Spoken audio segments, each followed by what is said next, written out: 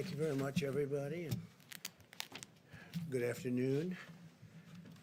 Today is Good Friday, and this Sunday, millions of Christians celebrate Easter and the resurrection of Jesus Christ. At this holy time, we pray that God will heal the sick and comfort the heartbroken and bless our heroes. As American families look forward to Easter, we're reminded that our story ends not in despair, but in triumph and renewal. Very appropriate, isn't it? I'd like to provide Americans an update on our ongoing efforts in the war against the invisible enemy. Before I do that, I'll have a couple of notes. The United States, in discussions last night with Mexico, Saudi Arabia, Russia, and in dealing with OPEC nations, we are trying to get Mexico, as the expression goes, over the barrel. And Mexico is committing to do 100,000 fewer barrels. The president and I spoke last night. We have a great relationship, great friendship. They're helping us very much at the border. They have 27,000 soldiers, Mexican soldiers, on our border right now, stopping people from coming into our country as our wall goes up. We're up to about 168 miles of wall. And in speaking with the president, they have a limit. The OPEC nations have agreed to a different limit, reduction of about 23%. So what I thought I would do, and I don't know that it's going to be accepted, we'll find out. The United States will help Mexico along, and they'll reimburse us sometime at a later date when they're prepared to do so. And we had a great conversation, but we'll find out how that all works out. As you know, they're trying to get rid of the glut of oil. There's a tremendous glut of oil, and we don't want anything to hurt our incredible industry. We're actually the largest producer in the world now, so we don't want anything to hurt those jobs, those great jobs in Texas and North Dakota and Oklahoma and everywhere. We have a tremendous energy, New Mexico, tremendous energy business, and we want to keep those jobs. So we're working on it. I think eventually it's going to work out. May work out quicker than what most people thought possible, and maybe it won't, but it'll work out eventually. Our experts are monitoring the data from every part of our country having to do with the topic that we're here to discuss. In the midst of grief and pain, we're seeing clear signs that our aggressive strategy is saving countless lives. Tremendous progress is being made, although when you look at some of the numbers, I just spoke with Governor Cuomo, we had a good talk. When you look at those numbers, the numbers of death, people that have died, it's so horrible. Now, on the other side, you have the numbers of beds being used, we were just saying, are substantially reduced. That's usually the sign that it's heading in the downward curve. So New York, we know where that is. But in the midst of all this grief and this pain, we're seeing these signs, and we're seeing them very strongly. And a lot of that has to do with the aggressive strategy in saving so many lives. We're saving so many lives compared to what it could have been. So nobody knows what the number is, but we had a number of 100,000 lives. As many as that is, it's impossible to even think of it. And that was the low end, with a tremendous amount of work and a tremendous amount of, you can call it many different things. Our people had to be extremely strong and brave to be able to put up with what they've put up with. But the minimum, if you did this, social distancing, and every other aspect, and I think I can say 90%, maybe even more than that, we're able to do it. The minimum number was 100,000 lives, and I think we'll be substantially under that number. Hard to believe that if you had 60,000, you can never be happy, but that's a lot fewer than we were originally told and thinking. So they said between 100 and 220,000 lives on the minimum side, and then up to 2.2 million lives if we didn't do anything. but it showed just tremendous resolve by the people of this country. So we'll see what it ends up being, but it looks like we're headed to a number substantially below the 100,000. That would be the low mark. And I hope that bears out. The situation in Detroit and New Orleans appears to be stabilizing. Detroit is really started to go up, and now it is stabilizing. And New Orleans is a great place. I have so many friends there. They can't believe what's happening, but it's really stabilized. I spoke with the governor of Louisiana, and as you know, we're building them additional beds right now, the Army Corps of Engineers and FEMA. And that is going to be done, and I hope they're not going to be very well used, because I think they've really, I don't think they're going to need them, or certainly not very many of them. We built them a big hospital of 1,000 beds, and now we're in the midst of doing another 1,000. I don't think they're going to be using very many of them, and that's a good thing. There was a time 2 weeks ago when we said that's not going to be nearly enough. We're going to have to build more, but we wanted to wait to see, and I'm glad we waited. It just looks like they're doing really well. Louisiana and the state of Michigan is doing really much better than we thought. In Washington State, we've made enough progress that the governor is now able to return an Army field hospital, so we're going to take that hospital.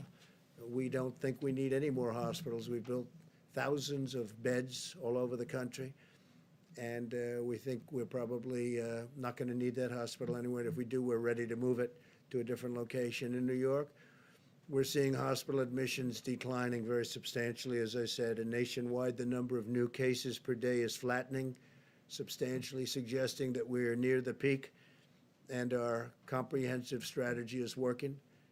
Over time, our guidelines to slow the spread are decreasing the rate of new cases very substantially, and will result in fewer hospital admissions, and we're seeing that. It's incredible. I think with no exceptions, it's looking like it's lower.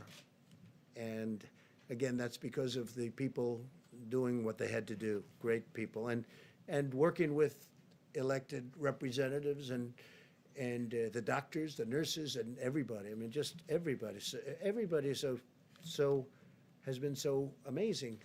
I was told this morning again, please mention all of those people working in the grocery stores, and it's true.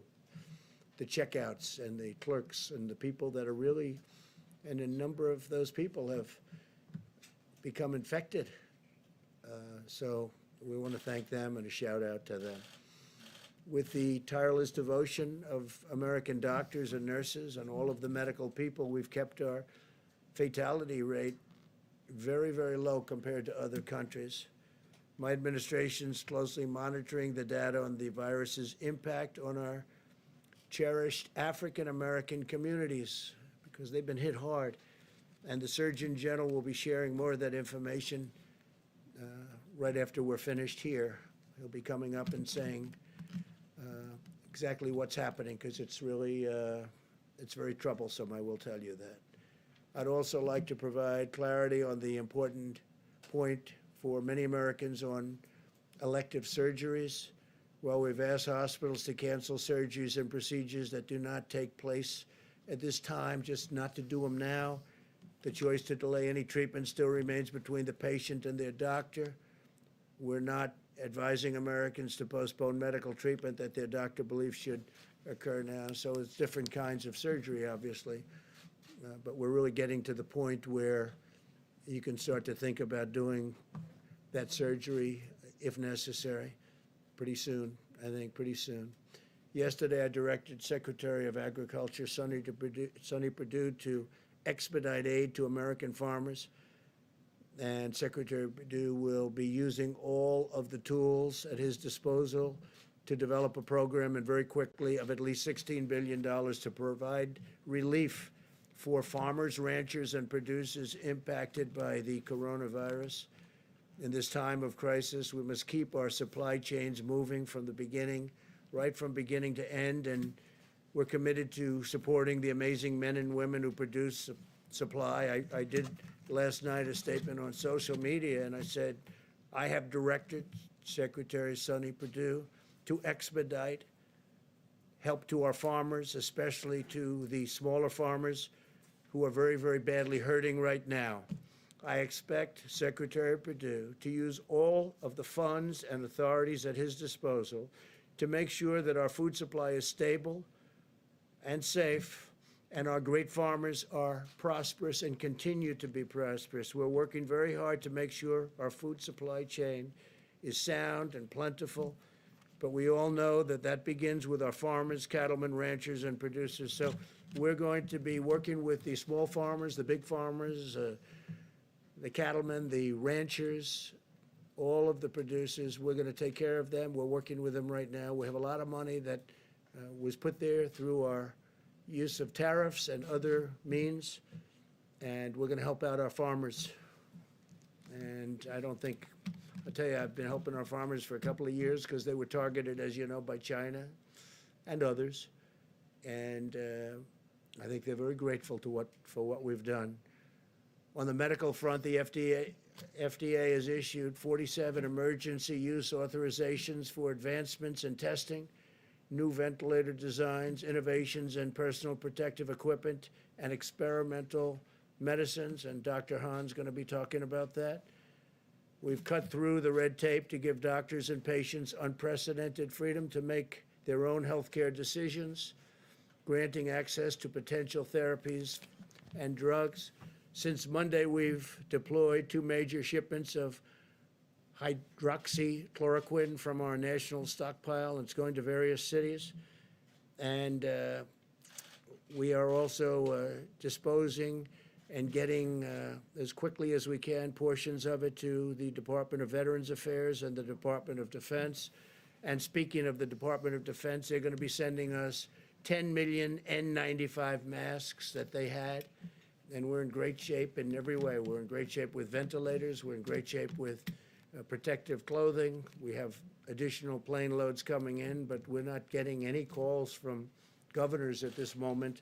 I can speak, I think, for Vice President Pence, who'll be talking in a little while. We're getting very few calls from governors or anybody else needing anything. They're in great shape for this surge that's coming in certain areas in particular.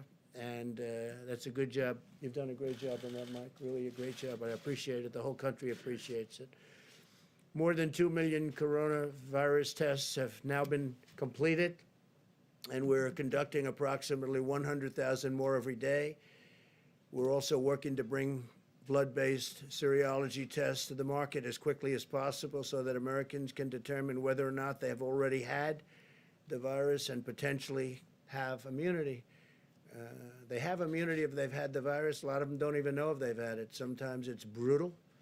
You see the Prime Minister, who seems to be doing well now, I hope. He had a rough go of it and still is, but he's doing better. And then some people don't even know they had it.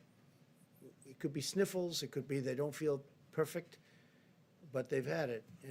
They're the lucky ones.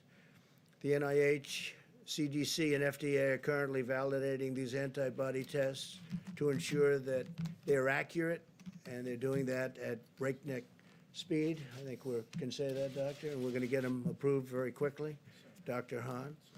When validated, we're confident that the production will scale up to tens of millions of tests very quickly. We're leading the world now in testing by far, and we're going to keep it that way. Other countries are coming to us, and they're wanting to know about our tests, and can they buy the tests, and can they do whatever they have to do to get the tests, and we're going to make that very soon. We'll be in a position to make that possible because it's important for them to have it. And we're going to have an announcement on the World Health Organization sometime next week. As you know, we give them approximately $500 million a year. And we're going to be talking about that subject next week. We'll have a lot to say about it. We'll hold it. Every American should be proud of what our country has achieved in just a short period of time. The U.S. military has deployed thousands of personnel to build 23 temporary hospitals with more than 16,000 beds. And we have the potential to build many more if we needed them. We're all ready to go, but I don't think we're going to need them, which is great news. And we built those hospitals in 12 states and the District of Columbia using the Defense Production Act, and we used it like a hammer. A lot of the media said, oh, we weren't using it. We used it like a hammer to a point where all we had to do is say the words and everybody gave us max, and they've done a good job. They really have done a good job with few exceptions. And we've harnessed the full power of American industry to produce ventilators and other essential supplies. Right now, we're making thousands of ventilators, many of which we won't need, but we'll use them in our stockpile. And we'll build that up. We'll also help build up the stockpiles, which they should have had in the states. And so we're working with governors on that, and we'll also help other countries. There are countries that are calling us for help. They need ventilators, and they're in no position to build ventilators. We are. We have Ford and General Motors, and many, many companies are building ventilators. So we're going to be helping at a not too distant point. We're going to be helping quite a few of the countries. Now, we've launched Project Airbridge to deliver nearly 300 million pieces of personal protective equipment from and around the globe.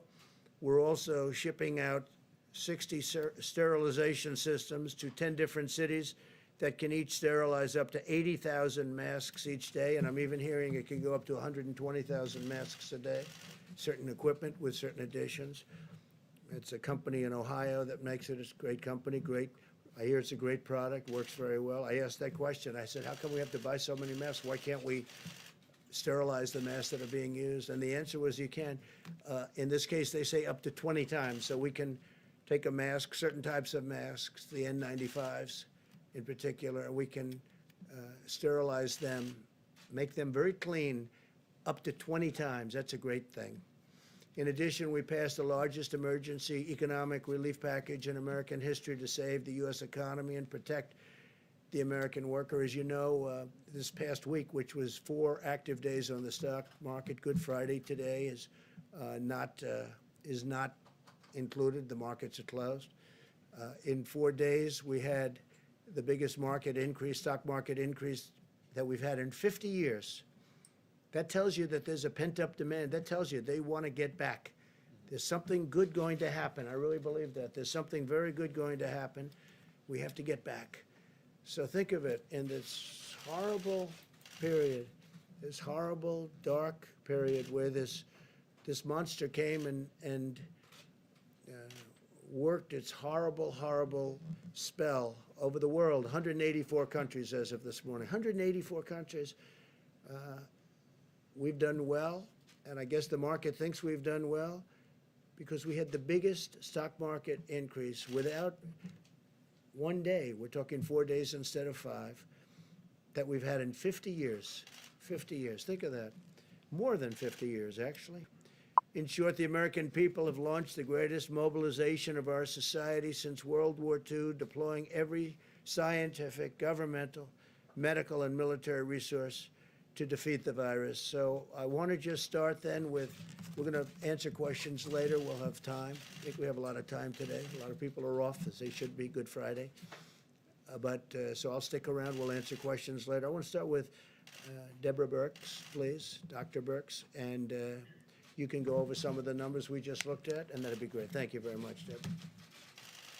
Thank you, Mr. President, and thank you for outlining how well we are doing in a series of metro areas. What also has been encouraging for those of you who are watching epidemic curves every day, and I'm sure you are, and watching them in log phase, because that's how epidemiologists like to look at their curves, you can see for the first time that in the United States we're starting to level on the logarithmic phase like Italy did about a week ago. And so this gives us great heart that not only in specific places, but we're starting to see that change. Obviously, a lot of that is driven by the improvement in New York City. Remember, for a long time, they were over 50% of our cases and 50% of our new cases. That has dramatically changed because of the impact of what the citizens of New York and New Jersey and across Connecticut and now Rhode Island are doing to really change the course of this pandemic and really change the trajectory of new cases. We're seeing that what many states and metro areas were experienced as twofold and fourfold increases that went to twofold, that now those are going to 8 days between the doubling rate. Watching this every day gives us hope across these metro areas, from New York and New Jersey and all through Denver and, of course, through New Orleans. We still see cases occurring in the Boston area and in Chicago, but their rate of increase seems to be stabilizing. And we really want to call out the work of the mayors of Baltimore and the district and Philadelphia, who have really brought all of their health experts together, and working with their communities are starting to really change the curves in those areas. What we're seeing is we're united in social distancing, and that's been very encouraging to all of us, and it should be encouraging to the healthcare providers that are on the front line, many of which are serving our Americans with such dignity and respect and ensuring that everybody gets optimal care. And as the President noted, our mortality in the United States is significantly less than many of the other countries when you correct them for our population. And that is really solely the work of our frontline healthcare providers. And so working with, you can really, hopefully you get the theme today that we are incredibly proud of our public health leaders at the city level, at the state level, at the federal level, who are working together to really change the course of this pandemic, working with their citizens and their communities to make these changes. And the American public, who have really taken all of this to heart and stayed home. I know last week we really asked a lot of people in the Washington and Baltimore area to consolidate, not go out frequently to grocery stores or pharmacies. You can really see that that's having a huge impact. So it's really about the encouraging signs that we see, but as encouraging as they are, we have not reached the peak. And so every day we need to continue to do what we did yesterday and the week before and the week before that, because that's what in the end is going to take us up across the peak and down the other side. We continue to really applaud the work of California and Washington State and Oregon. We're learning from all three of those states, from their public health officials, about how they were able to keep the virus from ever becoming logarithmic. And I think that's an important lesson for all of us on how they did that, what the timing was in case we ever have to face this issue in the future. Thank you, Mr. President. Thank you very much, Deborah. Tony? Doctor, please.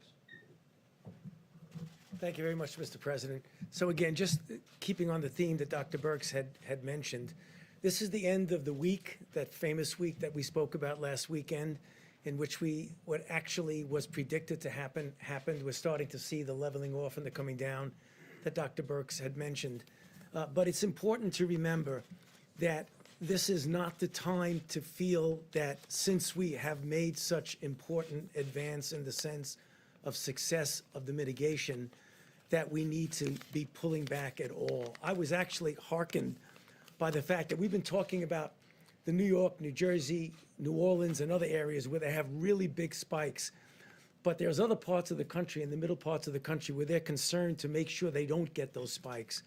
And I really want to salute the governors of states throughout the entire United States, but particularly in the central part of the country, because the governors obviously see us in these press conferences. And I've had calls over the last several days from several of the governors, from Nebraska, Iowa, South Dakota, Utah. Just about an hour and a half ago, I spoke with the governors of Arkansas and Wyoming, who are really committed to make sure that they don't get into the situation where they're going to have spikes in their state. And they're doing the kinds of things that they don't get recognized because people don't talk about them much. But we have a big country. We have 50 states, and it's not only the big cities. So if we're going to pull out of this, we're going to pull out of it in the big cities, and we're going to pull out of it in those areas that aren't as densely populated. And I just want to give a shout out to them. They're doing an extraordinary job. I was really pleasant, I wouldn't say surprised, because I expect it of this country, but to hear what they're doing and the commitment that they're putting into making sure that we don't have the kinds of situations that we've experienced, unfortunately, in other areas. This is very important. I just want to close by one other thing, something I mentioned yesterday and the day before, that there are a lot of candidate interventions that are going into clinical trials. For those of you who are interested in it, I recommend you go to clinicaltrials.gov, and you'll see the design of a clinical trial, and you see that many of them are the randomized controlled trials that are the really gold standard of how you find out whether something really is safe and effective. And as the weeks and months, and it'll probably be months, sometime in the summer, we'll start to see which are working, which are not, and to focus on those that are we developing and will working. I'll be happy to answer questions later. Thank you.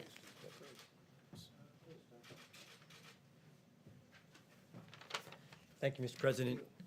The White House Task Force has been very focused on increasing the supply of personal protective equipment for our great providers. I was one of those providers a few months ago, and I can tell you nothing is more important than making sure they have what they need. So in order to increase the supply of N95 masks, FDA has worked with industry and has now authorized 2 companies who will supply machines to sterilize N95 masks. Admiral Polovchek and FEMA are purchasing on behalf of U.S. government 60 sterilization machines, as mentioned by the President. And they will be positioned around the country to increase the amount of supply of N95 masks. Each machine will be able to sterilize 80,000 N95 masks per day, and we hope to actually increase that further. The Vice President and the White House Task Force challenged us yesterday, and we responded as a team. FDA issued revised guidance regarding the laundering of gowns, because gowns are another issue in terms of supply that we're looking forward on. This is not something that normally happens around the country, but issued this guidance. It's on our website now at FDA, so there's information about how hospitals can do that to increase the supply. We've heard concerns that maybe hospitals might not want to do that because of regulations, and happy to tell you that Administrator Verma and I have worked on this.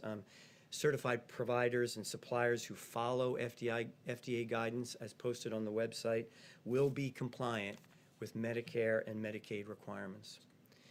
And then finally, last week, FDA provided guidance to manufacturers on manufacturing specifications for cloth gowns. This is another attempt to increase the number of gowns. Typically, it's plastic or other types of materials.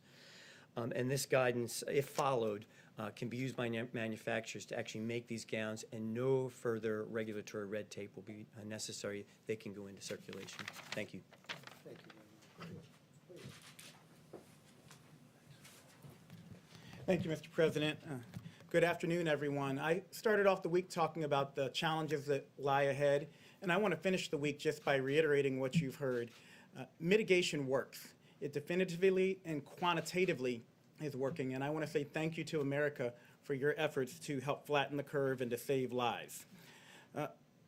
But at the President's direction, yesterday I met with 2,000 Hispanic leaders from their communities, and today the Vice President led a phone call that I was on with hundreds of African American leaders, including the Reverend Jesse Jackson, including Derek Johnson of the NAACP, including the National Medical Association and the Black Nurses Association, to talk about some of the alarming trends we're observing regarding the impact of COVID-19 on communities of color.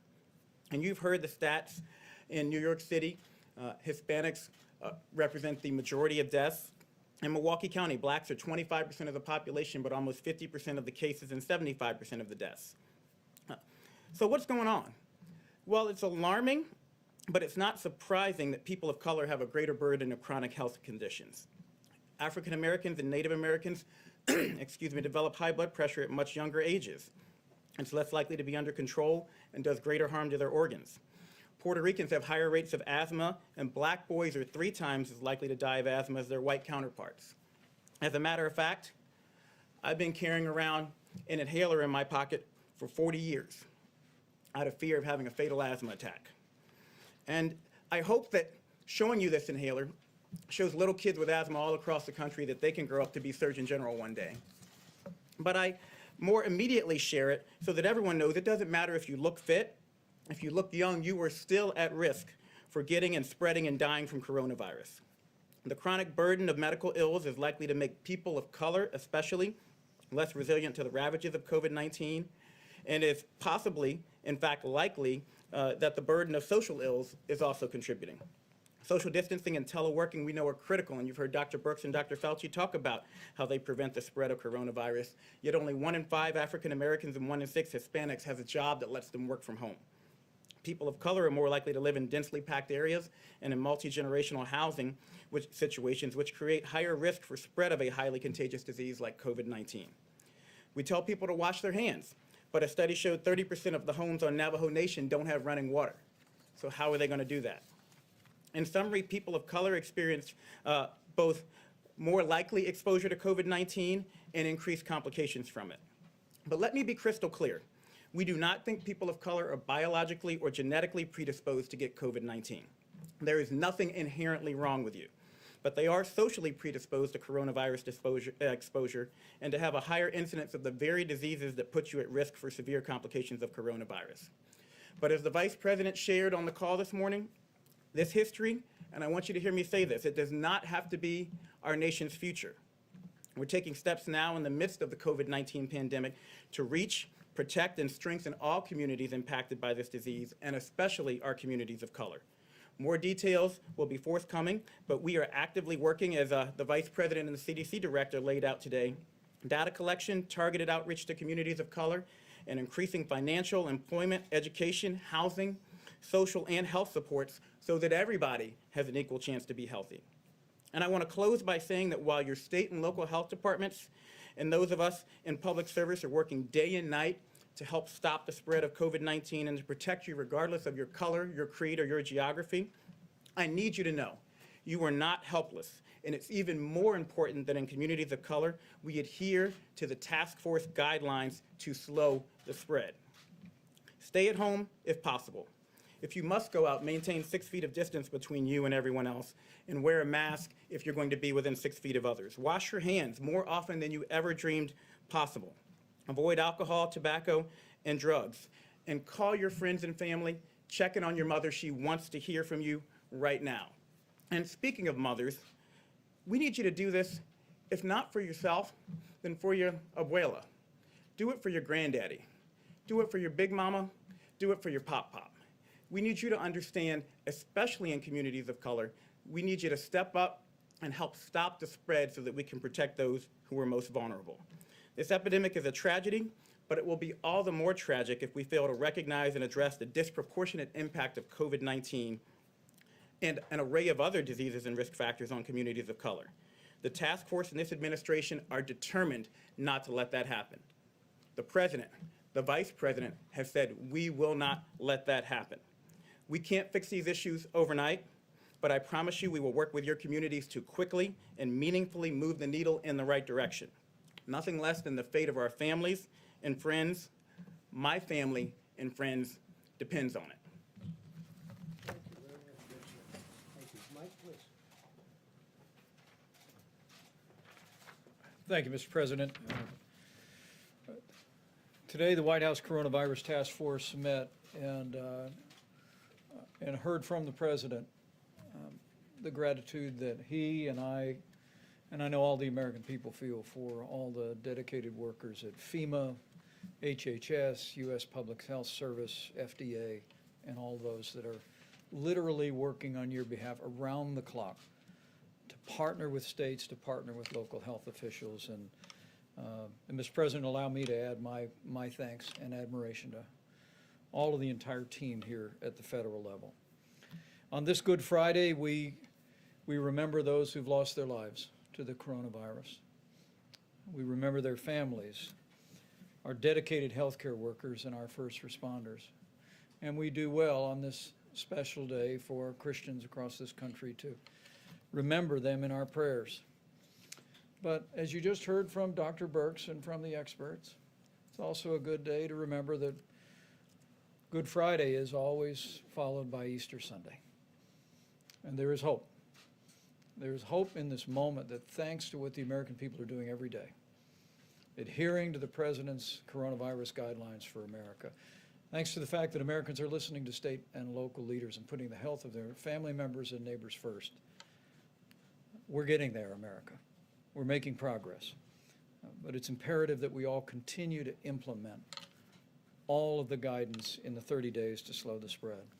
As the Surgeon General just attested, at the President's direction, we engaged more than 400 leaders in the African American community today. And allow me to express my appreciation for their leadership and their efforts in communicating to African Americans and other minority populations, some of the unique challenges that those communities face in the midst of this epidemic. And the CDC, as the Surgeon General said, is working on not only studying the issue, but very rapidly issuing new guidance, and we'll be communicating that new guidance to all of those great leaders.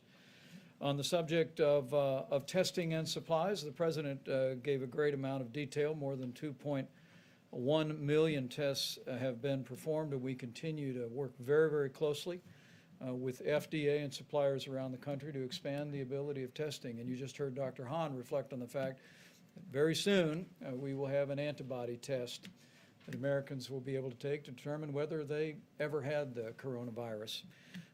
I spoke today to the governor of Colorado, Jared Polis. We've been in contact with Senator Cory Gardner about an outbreak at a particular meatpacking facility in the Colorado area. And at this time, our team is working with the governor and working with the senator to ensure that we flow testing resources. At this point, there are some 14 people hospitalized, maybe 200 to 300 of the workforce have been impacted, and we spoke about providing those resources this weekend. I want to encourage people in Colorado that we will work to support that effort, but I also want to emphasize that all of the people that are working in food supply, from farmers to meat packers to distributors to truckers to grocers, continue to have our gratitude, as President Trump said just a few moments ago. On supplies, more than $5 billion have been obligated to the states. 29,600 National Guard have been activated. And at the President's direction, more than 4,700 active duty military personnel have been deployed, medical military personnel in 9 states, focusing on the areas of most significant epidemic. Air bridge, 26 flights have been completed. 4 flights are scheduled to arrive today, bringing 250,000 gowns, 25 million pairs of gloves. 54 more flights are scheduled, literally bringing in supplies from around the world. Finally, let me say, as we go into this very special weekend, into Easter services, I know I speak on behalf of the President when I say how grateful we are to all of the churches that have been there, and their ministries have been working under great difficulty to continue to provide for the needs of your members. There have been food drives, there have been phone calls, and ministry has continued, and we are grateful for the role on this Holy Week that our churches, our synagogues, and all of our houses of worship have played. On their behalf, allow me to remind you that even if you're not in the pew this Easter Sunday, if you are able, it's still a good idea to give, because those ministries continue to go forward, and we encourage you. We encourage you to continue to support them. We also want to say very respectfully to all the church communities around this country and all the places of worship to continue to heed the guidelines issued in the President's coronavirus guidelines for America. We know it's difficult in this time of year, particularly, Mr. President, to avoid gatherings of more than 10, but we're grateful that so many churches, synagogues, and places of worship have done just that, and we urge you to continue to do it. And to my Christian brothers and sisters across the country, let me encourage you with the words. We should all remember that Jesus said, wherever 2 or more are gathered, there he is also. And so you can worship, you can celebrate Easter, and know that you'll be blessed in so doing, and you'll be serving the nation. Thank you, Mr. President. Great job, thank you. Okay, it's Good Friday, let's be nice.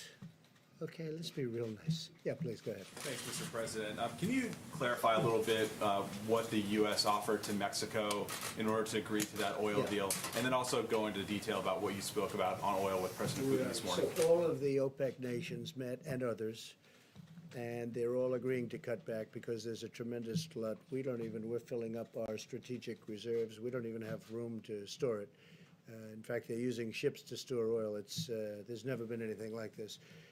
It was being overproduced to start off with, and then you had the virus, and that took off 40% right there. So we have, there's a lot of oil like nobody's ever seen before. good in many ways, and depending on where you are, who you are, it's bad. We have a tremendous energy business with hundreds of thousands of jobs. We're doing great, number one in the world. So they all got together and they said, we're going to cut it because we have to get rid of this tremendous supply. Now, the good news is gasoline prices, I'm seeing 90 cents, 85 cents in different parts of the country a gallon. Nobody's ever seen that. I guess you have to go back to the 1950s where they had the big, large dollar bills. Remember? You don't remember. You're too young. But the fact that you have to go back a long ways to see it. So there's some good. The airlines are trying to come back. Having low fuel costs is good for them, and other reasons. Steel manufacturing, but a lot of the steel goes to building what we do for the oil and engineering firms. So, you know, that's a double-edged sword. But we want to keep our energy. We want to remain independent. We will remain independent, I think, regardless. But we want to get rid of this tremendous overflow. There's no place to even store it. So the OPEC nations met. They've been meeting, and you know, I've hated OPEC over the years. Absolutely hated them. But obviously, it broke down, and we potentially have years' worth of supply, a long time before it ever can catch up, even if they do reduce it. And they agreed, but Mexico didn't agree. It was one of the few countries that didn't agree. This is OPEC plus. These are OPEC plus countries outside, you understand? Yes. And Mexico didn't agree. And I understand the president very well. He has a level when he came in, and he wanted to keep it at that level. Oil is important for Mexico. The problem is, and I explained it very strongly, you know, you're going to be selling it for $5 or $10 a barrel, so in the end, it's bad. But he did have some political difficulty with it, frankly, and I understand that too. And it's a small amount for us. It's a large amount for Mexico, but it's a very small amount for the United States, being the biggest producer. So I agreed to pick up some of the slack. So he was going to reduce it by 100,000 barrels, reduce his output by 100,000 barrels. And I was going to pick up the slack, and they would make it up to us at a later date. They would make up what we're doing at a later date. It could be in a different form. And I don't know whether or not that's going to be, for Mexico it was acceptable. I don't know whether or not that's going to be acceptable to the other oil-producing nations. We'll find out. But it's something that would certainly be acceptable to me to get it over the back. So Mexico is going to reduce by 100,000 barrels. And that would mean that they're 250 to 300 barrels short. We'd make up the difference. They would reimburse us at a later date. Okay? You mean Pretty make up the simple. difference by cutting U.S. production? By cutting some U.S. production. Now, the U.S. production's already been cut because we're a market-driven economy, and oil is very market-driven. They've been cutting oil all over the place. We're cutting it back.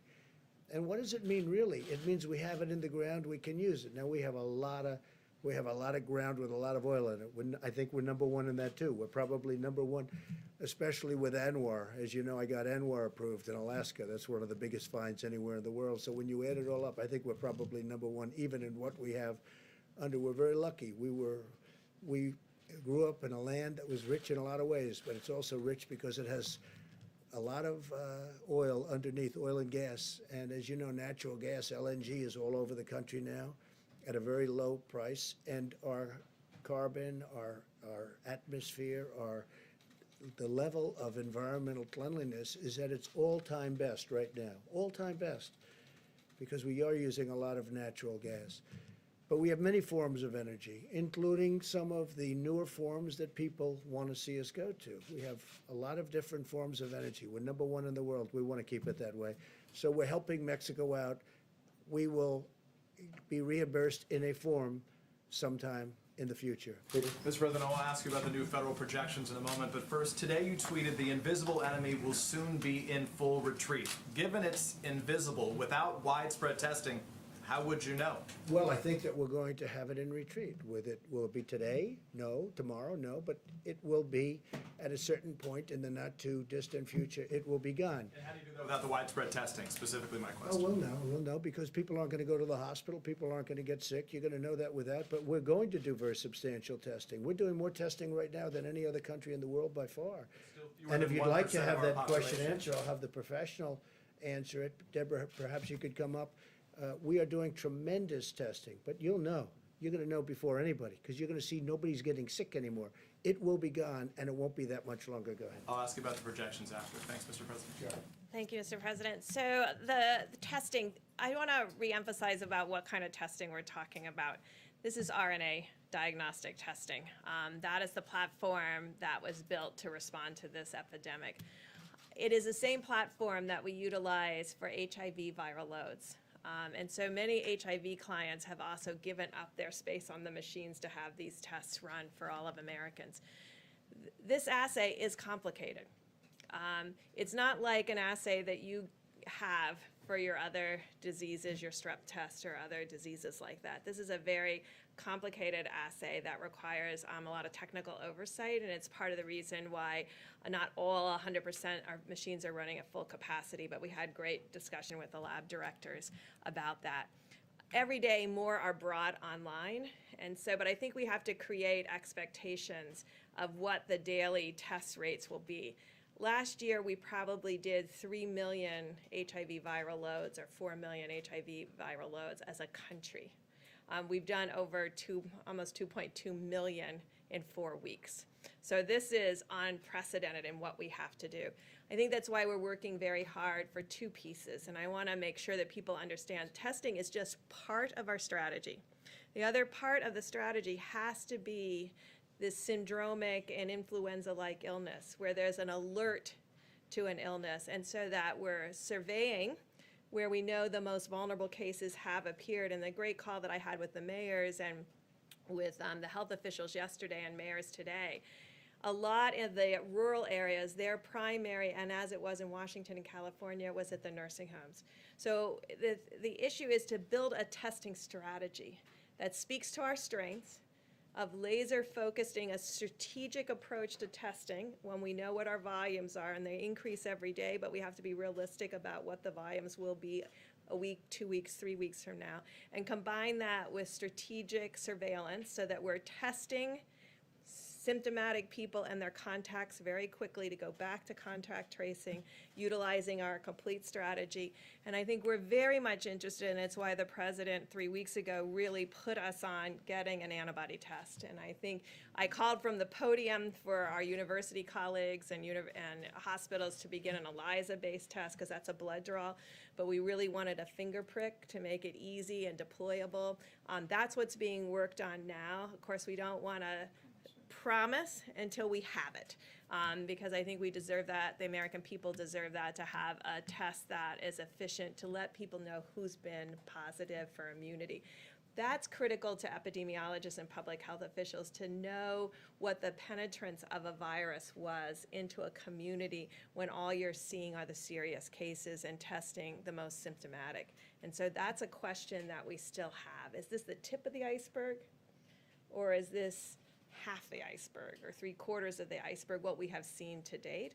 And we have, I just want to complete the thought by saying, in the areas where we had an outbreak, these large metros, Louisiana, Denver, Detroit, Chicago, New York, New Jersey, but per capita, we've done more tests than any other place in the world. That was intentional. We focused the test where the need was the greatest and the burden of disease the greatest. And now we're trying to really see how strategically that very valuable resource can be utilized around the countries to create a mosaic of testing combined with surveillance.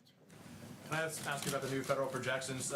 There's new reporting today. The new federal projections suggest lifting. I'd like to ask you, if I can, about the new federal projections that suggest lifting the 30-day shelter-in-place orders would lead to a spike in infections. Have you seen those new projections from your Department of Homeland Security and HHS? I have not. When did they say this would take place? When? They said that it would take place if the 30-day shelter-in-place were to be removed. There are 3 different We'll examples. talk about that. Doctor, would you like to talk Does that about that? impact your thinking, though, that those?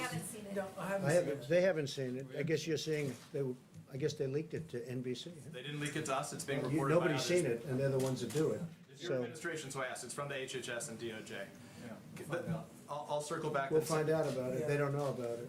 So in You want to terms, say something, Senator? First of all, Peter, I haven't seen that, so I can't quote on that. But, yeah, reported within the that's last okay, 2 I still haven't seen it. I've been in here all day. I'm just saying To me, I'm just telling you what I know. So what I think that they're talking about is that whenever you pull back, you would expect that you might start seeing cases. And what we've been talking about, what Dr. Birx has just mentioned, is that when you see that, that's where you want your resources to be able to very efficiently, in real time, identify, isolate, and contact trace. So don't let anyone get any false ideas that when we decide at a proper time when we're going to be relaxing some of the restrictions, there's no doubt you're going to see cases. I would be so surprised if we did not see cases. The question is how you respond to them. I think that's what they were referring to. I guess the question, Mr. President, should Americans have to decide between staying healthy and going back to work? Look, I think we're going to do both. We're going to go back to work and we're going to stay healthy. And staying healthy is also a proportion.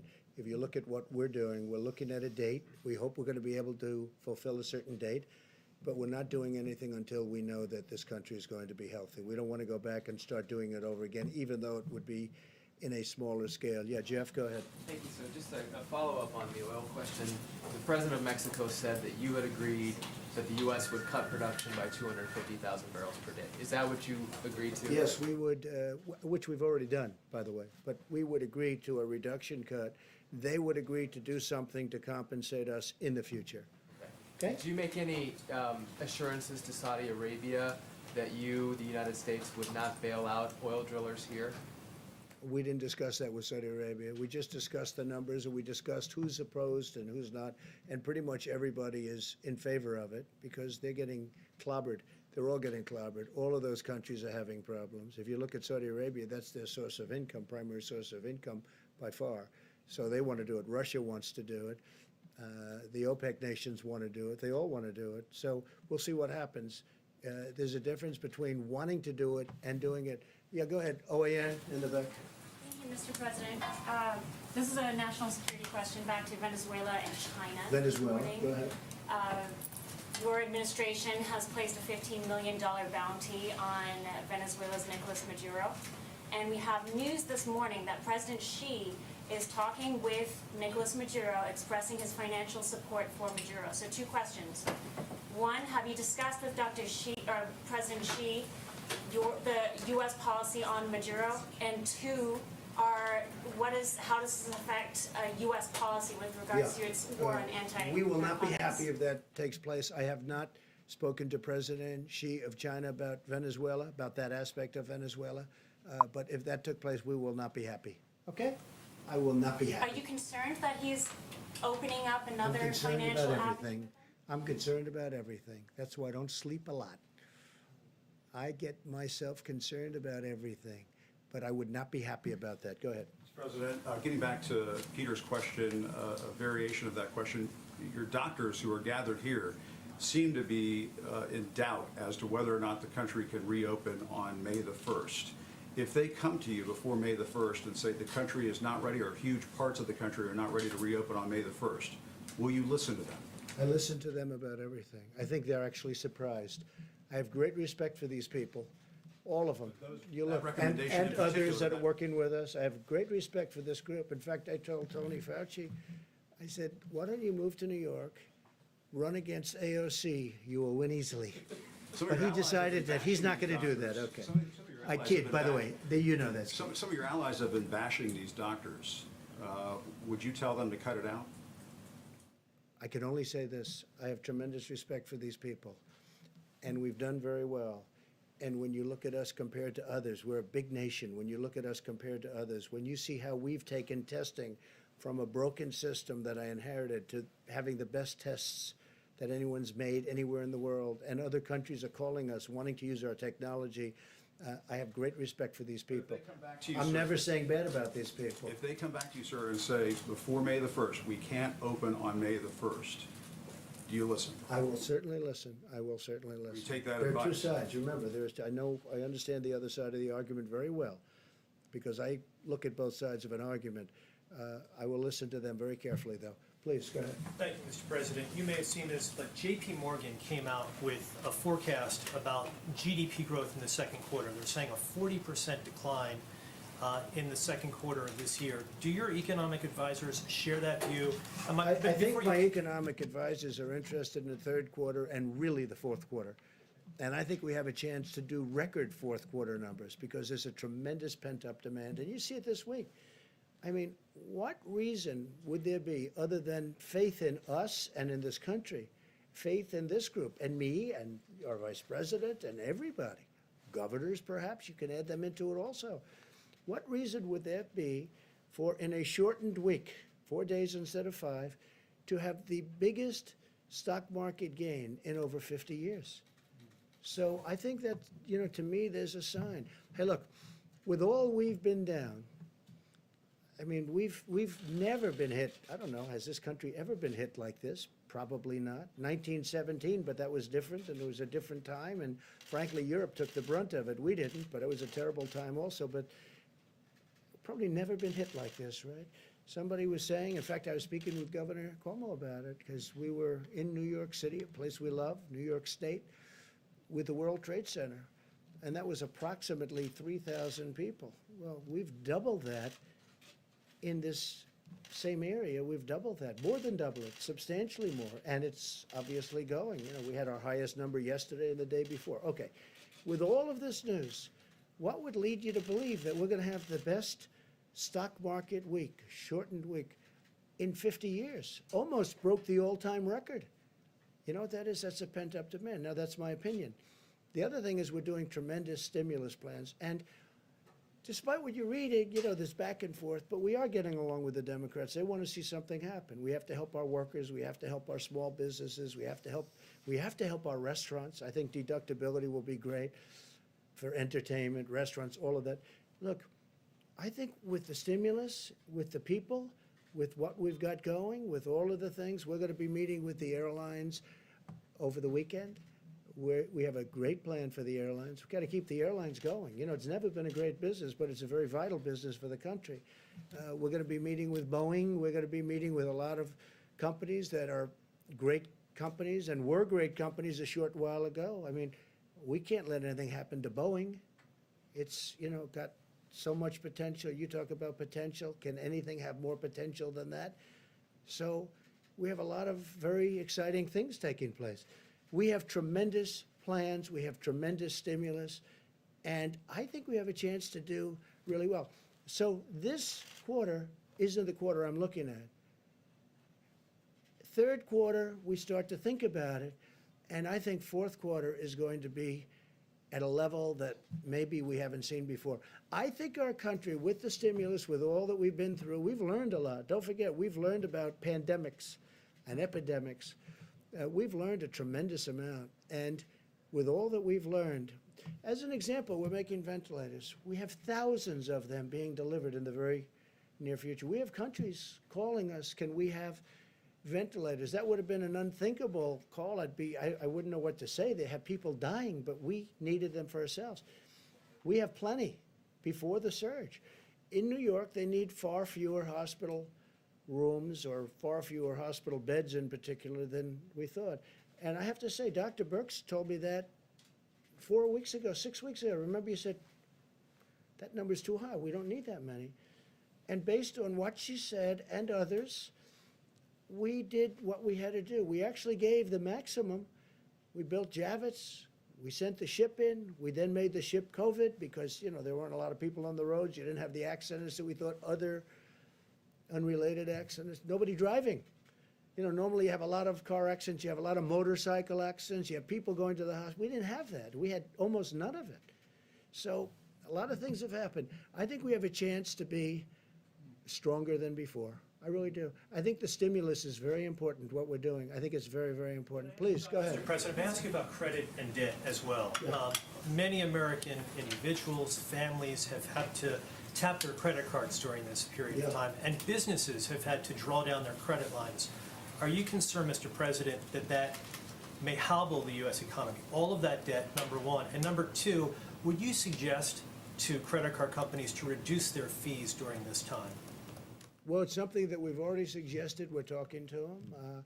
Business interruption insurance. I'd like to see these insurance companies. You have people that have paid. When I was in private, I had business interruption. When my business was interrupted, through a hurricane or whatever it may be, I'd have business where I had it. I didn't always have it. Sometimes I had it. Sometimes I have a lot of different companies. But if I had it, I'd expect to be paid. You have people, I speak mostly to the restaurateurs, where they have a restaurant, they've been paying for 25, 30, 35 years, business interruption. They've never needed it. All of a sudden, they need it. And I'm very good at reading language. I did very well in these subjects, okay? And I don't see the word pandemic mentioned. Now, in some cases it is. It's an exclusion. But in a lot of cases, I don't see it. I don't see reference, and they don't want to pay up. I would like to see the insurance companies pay if they need to pay, if it's fair. And they know what's fair, and I know what's fair. I can tell you very quickly. But business interruption insurance, that's getting a lot of money to a lot of people. And they've been paying for years. You know, sometimes they just started paying. But you have people that have never asked for business interruption insurance, and they've been paying a lot of money for a lot of years for the privilege of having it. And then when they finally need it, the insurance company says, we're not going to give it. We can't let that happen. Please, go ahead. Thank you, Mr. President.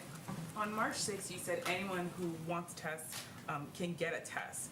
Now you're saying that you would be open to reopening the government without having a national testing system. How do you square those two statements, given that there's still issues with testing going forward? And how can you tell people Well, there's not that they're a lot not of going to have issues their with lives this. put at Yeah, risk? I got it. There's not a lot, and it's a good question. There's not a lot of issues with testing. Certain sections of if we go to Iowa, we go to Nebraska, and interestingly, Idaho is very interesting because they had a few breakouts, small breakouts, but they're very, very capable states, and they're big distances, a lot of land, a lot of opening. You don't need testing there. You know, where you have a state with a small number of cases, some states with almost none. West Virginia hung in for a long time, as you know, with none for a long time. So when you have that, you don't need testing. You don't have to test every person in the state of Iowa, as an example. You don't have to test every single person to say, let's open up and let's get the tractors moving and let's get the corn and let's open up all of the different things they do in that great state. You don't need that. And with that being said, if there's a little hot corner someplace, we'll be testing. But I think Deborah speaks to this very well. Same thing in New York. That's what we talked to Governor Cuomo about this morning. We have the Abbott test, which is very quick and very easy, goes very fast. Then we have a lesser test that we talked about where we can talk about a larger area. But you're going to know. So we're going to do testing, but you don't need to test 325 to 350 million people because, number one, it's unnecessary. Vast numbers, vast areas of our country don't need this. I think you agree with me on that. You just don't need it. Now, we have certain hot spots. So Louisiana's a hot spot, New York's a hot spot, Detroit's a hot spot. And then you have certain areas in certain hot spots that you have to even go more so. And we're doing all of that. Remember this, we've done more testing than any country in the world. And we have the best test. And we developed this over a very short period of time. Please. Can I ask you also about the African-American disparities? Yes, I have sure. a question for you and a question for the Surgeon General. Sure. For you, Mr. President, we know that these health disparities have existed for a long time among African Americans, Latinos, and other people of color. Why did the administration possibly have a plan directed at those communities to prevent high death rates, knowing that the health disparities were there? Well, we do have a plan, and one of the things I'm most proud about is what I've been able to do for the African American community. The lowest job numbers in the history of our country. This was For the virus, excuse me, of yeah, course. just before the virus came. Well, I'm just saying, because, you know, this has been here for 3 weeks, right? So just before, African American community had the lowest unemployment, the best employment numbers. More African American people and communities have been thriving. If you look at our opportunity zones and what we did, Tim Scott, who's fantastic, a fantastic senator, came to me, opportunity zones, more jobs for African Americans than ever before, better health care than they've ever had before. All of these things.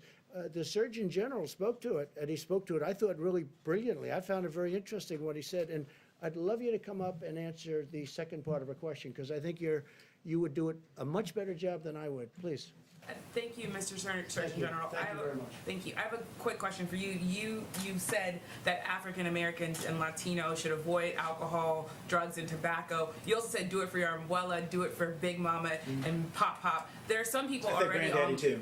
and there are some people online that are already offended by that language and the idea that you're saying behaviors might be leading to these high death rates. Could you talk about whether or not could you, I guess, have a response for people who might be offended by the language that you used? Well, I use that language because that's the language. I've been meeting with the NAACP, with the National Medical Association, with others. I actually talked with Derek Johnson multiple times this week, the head of the NAACP, and we need targeted outreach to the African American community, and I use the language that is used in my family. I have a Puerto Rican brother-in-law. I call my granddaddy, granddaddy.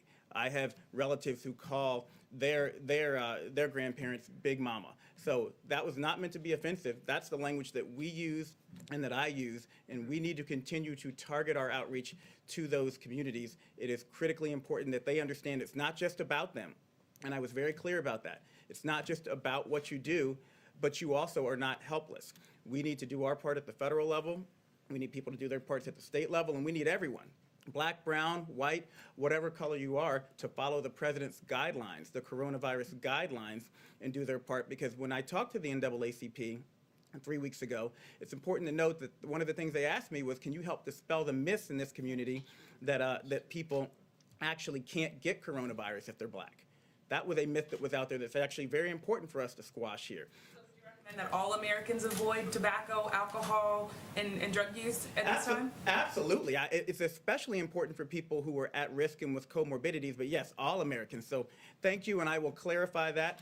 All Americans need to avoid these substances at all times. I put out a smoking cessation report in January. I put out an advisory against youth and pregnant women using marijuana last year, and that was not directed towards any one race. That's everybody needs to do everything they can to be as healthy as possible at this critical time. Dr. Fauci, would you add anything? Yeah, I think you said it perfectly, Jerome. Thank you. Would you like to add anything to it? Because you are really, you expressed it very beautifully before. No, I mean, Jerome, you did it beautifully. I can't do it any better than that.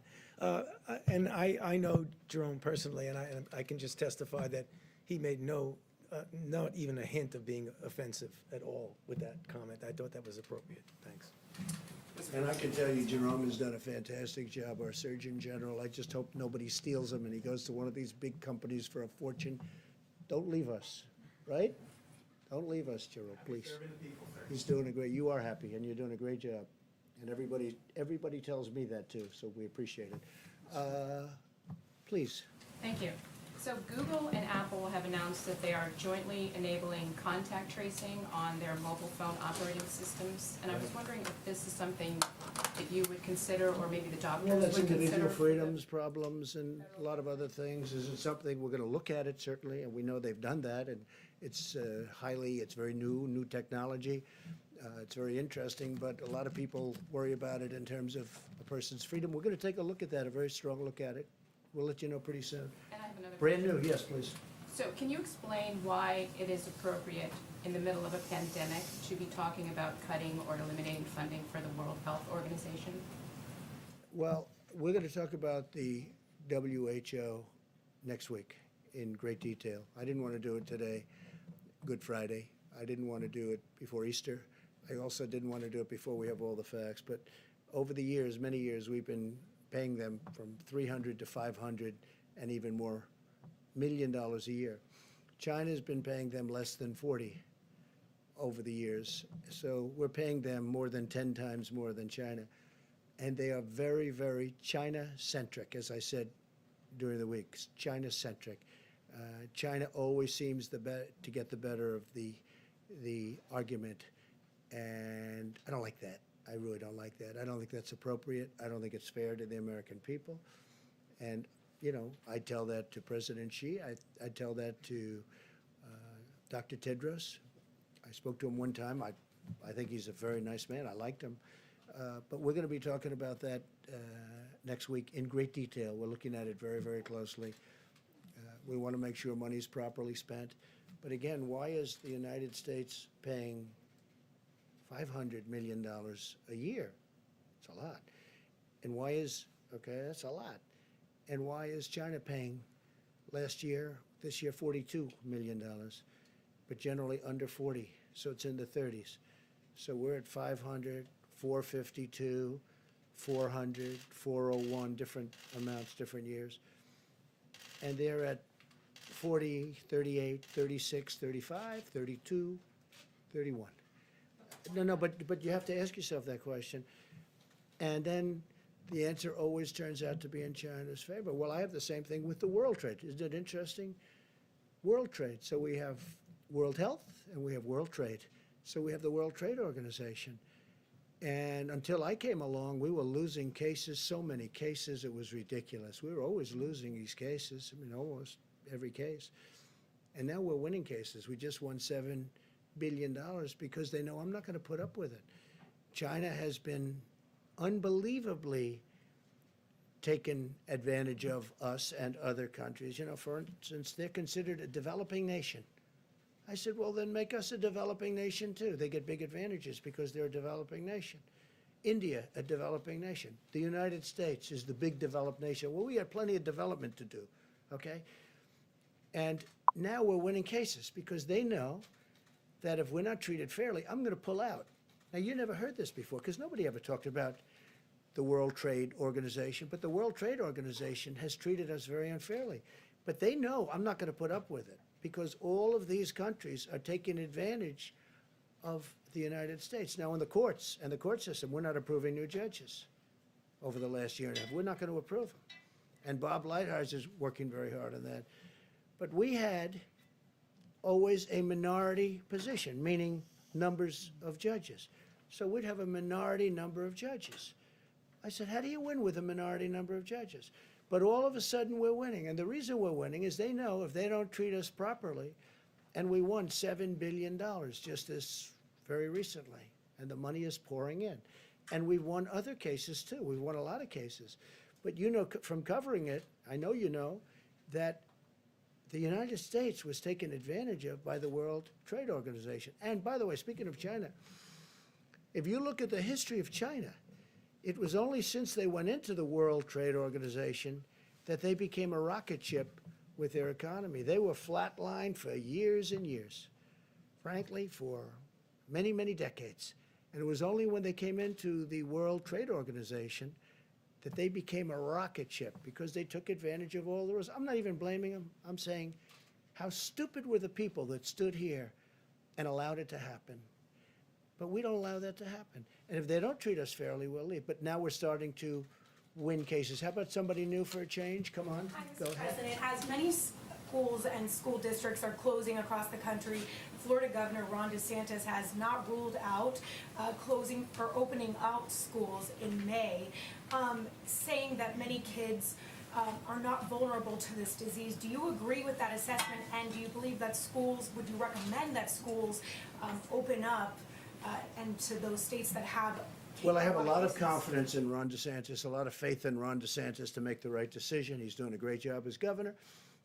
Ron DeSantis, I had read where he's thinking about opening up the schools earlier than the date, the end of the month.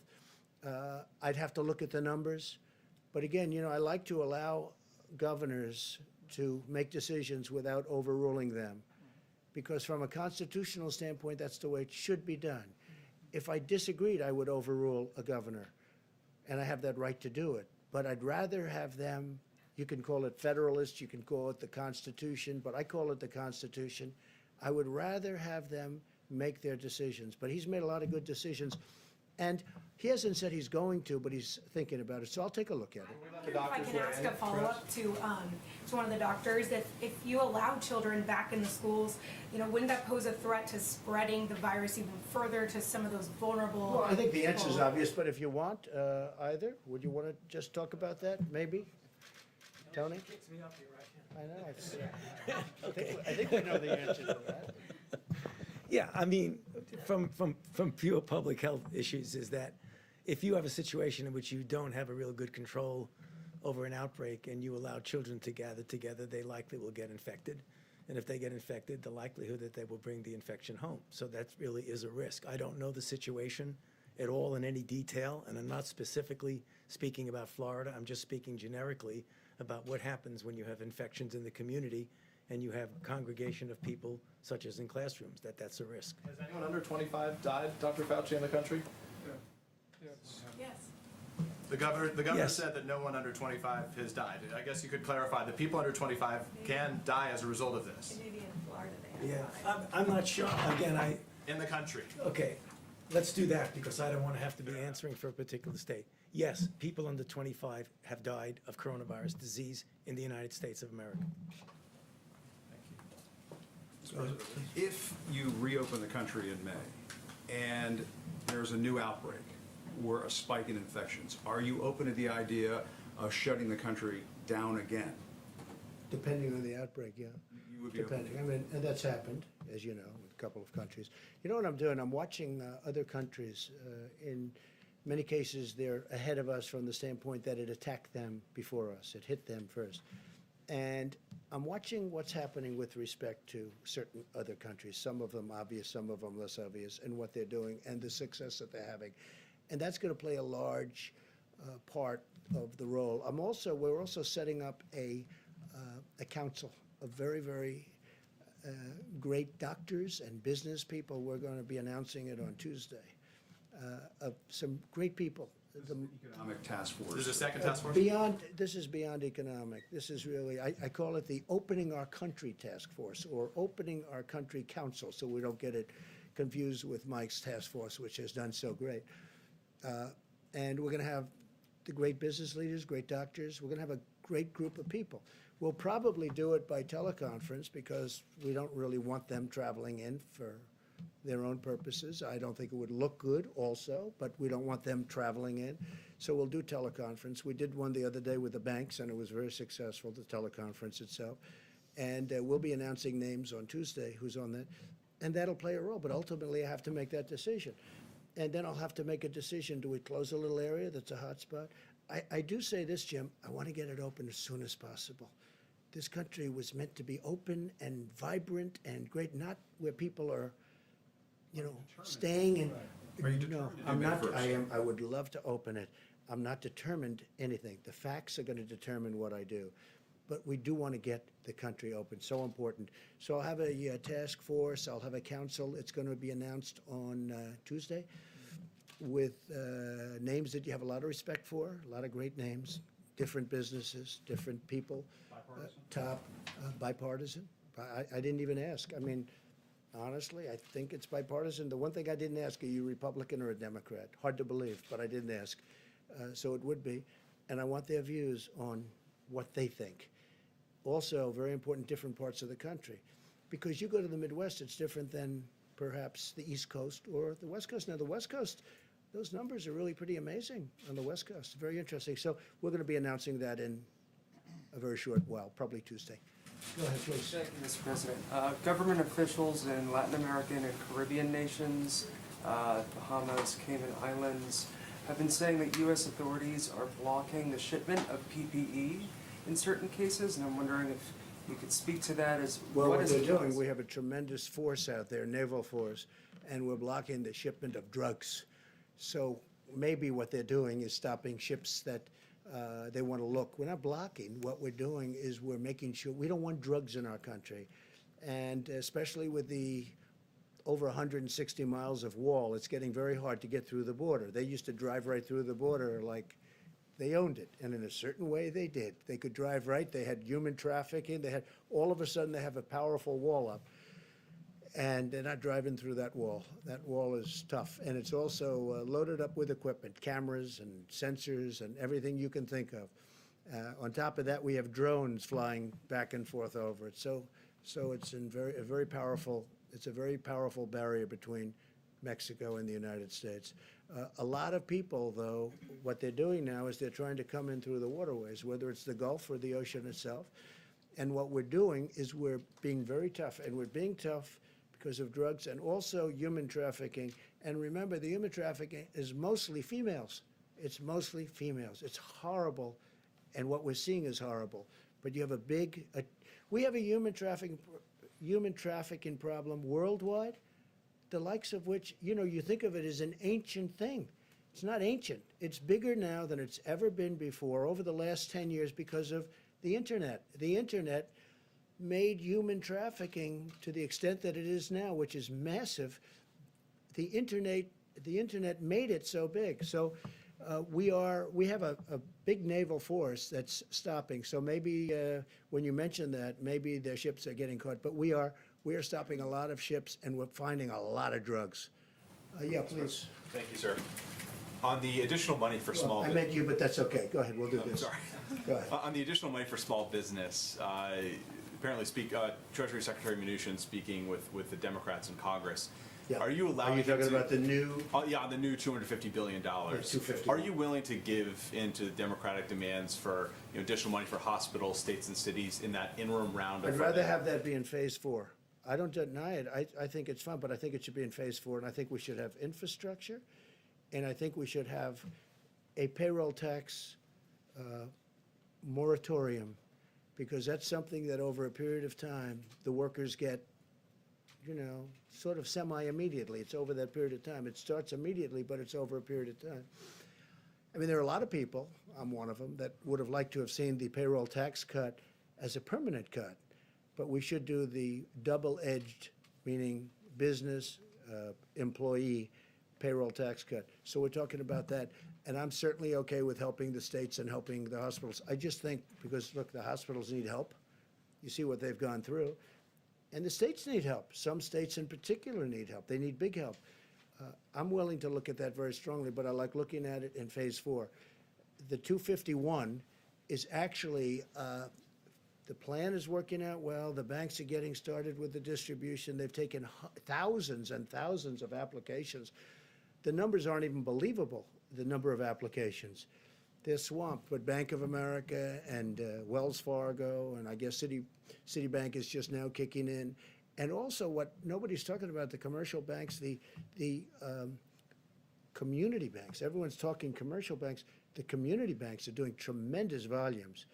And they're probably doing them faster from what I understand. I hear the community banks, frankly, are the easiest ones in terms of getting the money out. So the money is getting out. The applications are far beyond what we ever anticipated. And that's why we're going, because this is money that goes essentially to the workers. We want the businesses to hold on to their workers, because once they lose the workers, they're never opening again. It's not going to happen. Okay, in the back. Sir, Gordon Lewell from the Wall Street Journal. I wonder if you could expand a little bit on your, the form that Mexico would take, the reimbursements, like what form would that take? You essentially add it to the tab for the wall that you mentioned. And I have a second question by that. Well, there's no real cost, because we're agreeing to produce a little bit less. So number one, it's staying in the ground. You have it for another day. It's actually cheaper than storing it, where you take it out and you deliver it to a massive well, like the strategic reserves, our national strategic reserves, where it has to be brought there. And that's, an expensive process in itself. But oil is getting to a point where, there are some areas, some people would say the water is more valuable than the oil. You never thought you were going to see that. You never thought, having covered, I know you cover it, you never thought you'd be seeing oil at $20 a barrel, but how about $10 a barrel? That you never thought you'd see. So we are looking at it very strongly. There is no real cost. I was helping I want to help Mexico out. We have a great relationship with Mexico, great relationship with the president. I really like him a lot. He's been terrific to us on the border because he stopped. You don't see the caravans coming up anymore. You don't see all the problems. When I took office, it was unbelievable what was going on. And they have been helping us a lot, and we've been helping them a lot. They make product for us, they sell it to us, and it's fine. It's a good relationship. And sometimes it's a great relationship.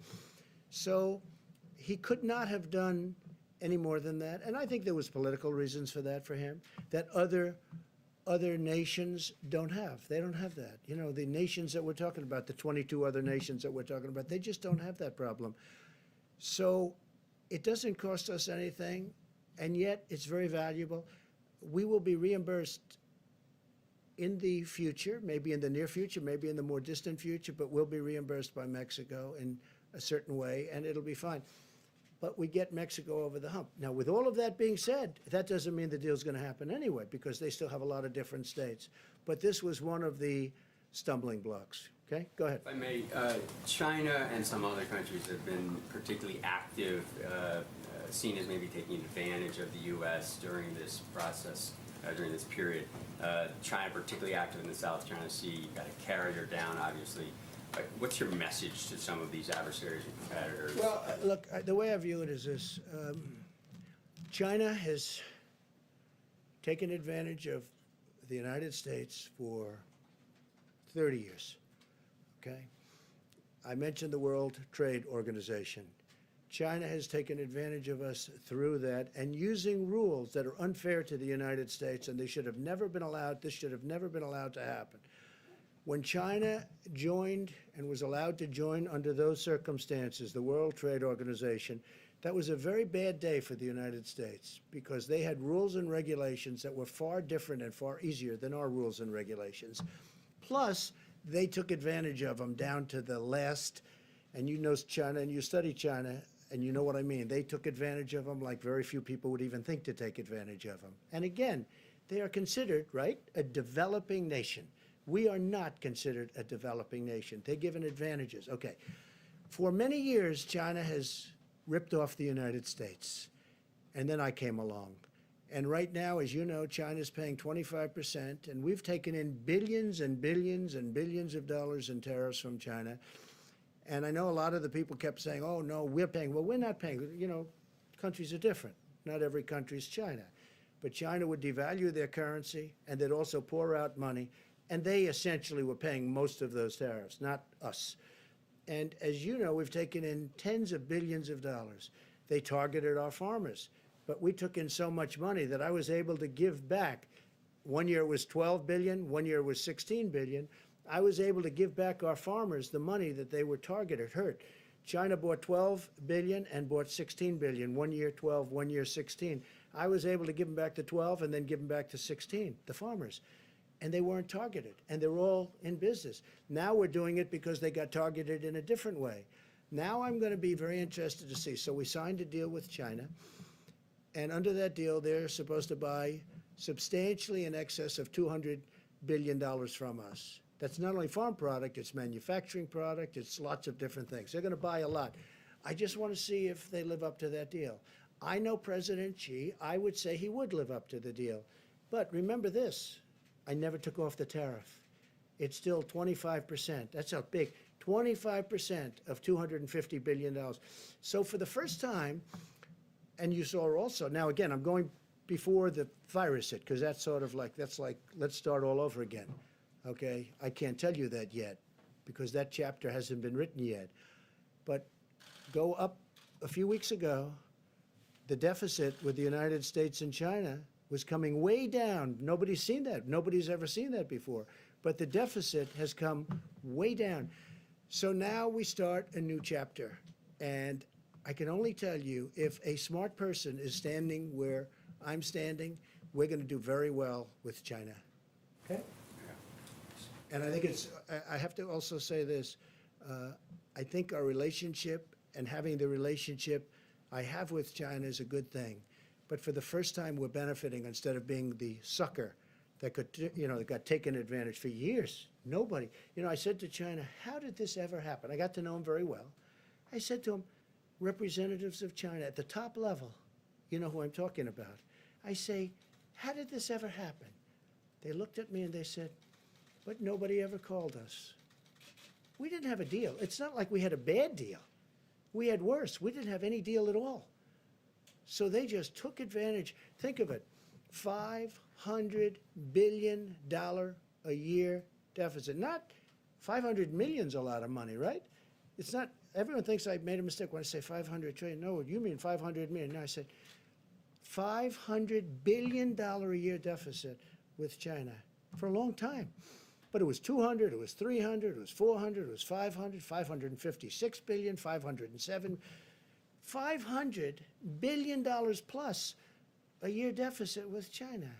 Now I'm charging them tariffs.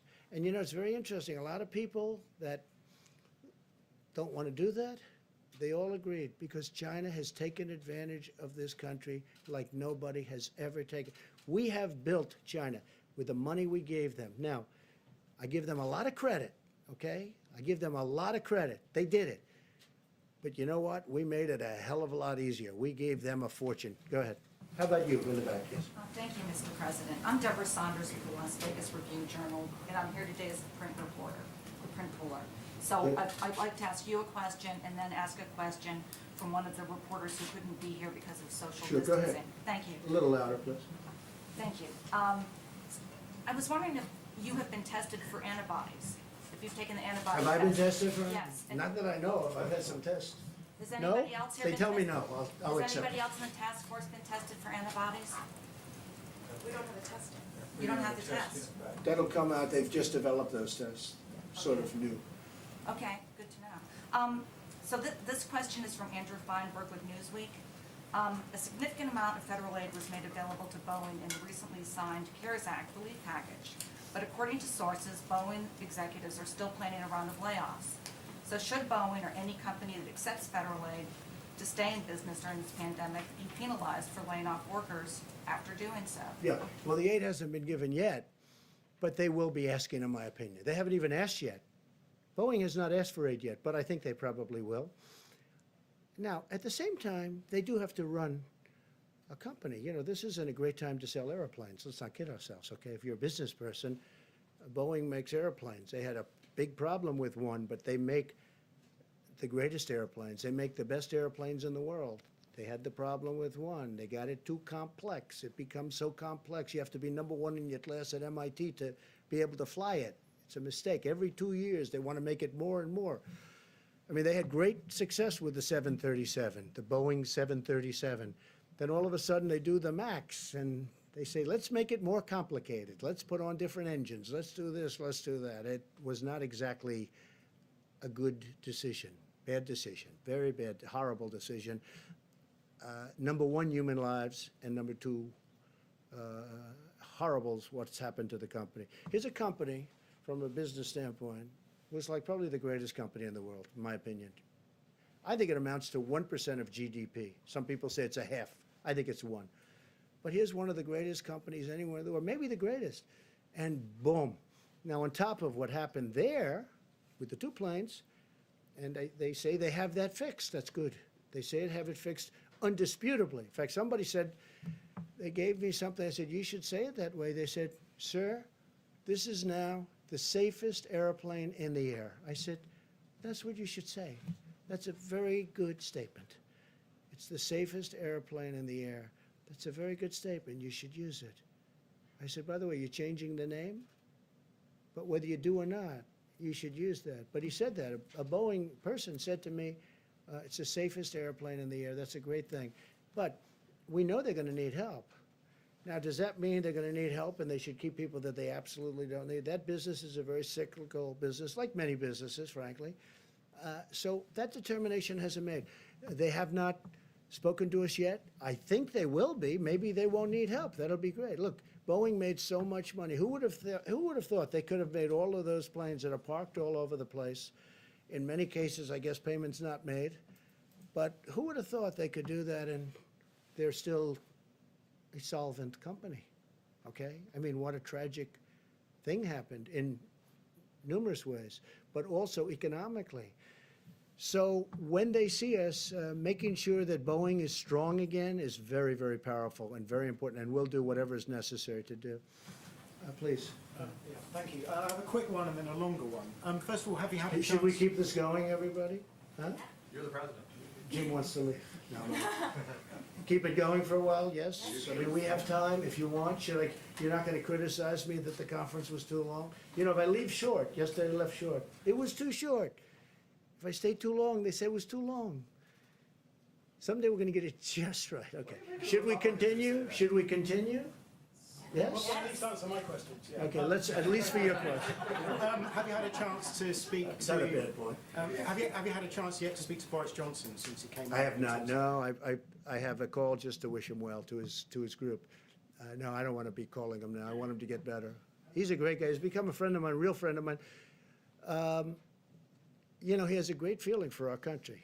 Obviously, for his country, he loves it. He's a tremendous guy.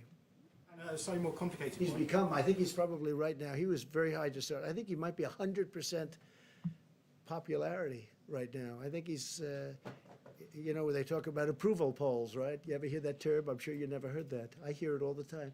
His approval rating must be about 300%.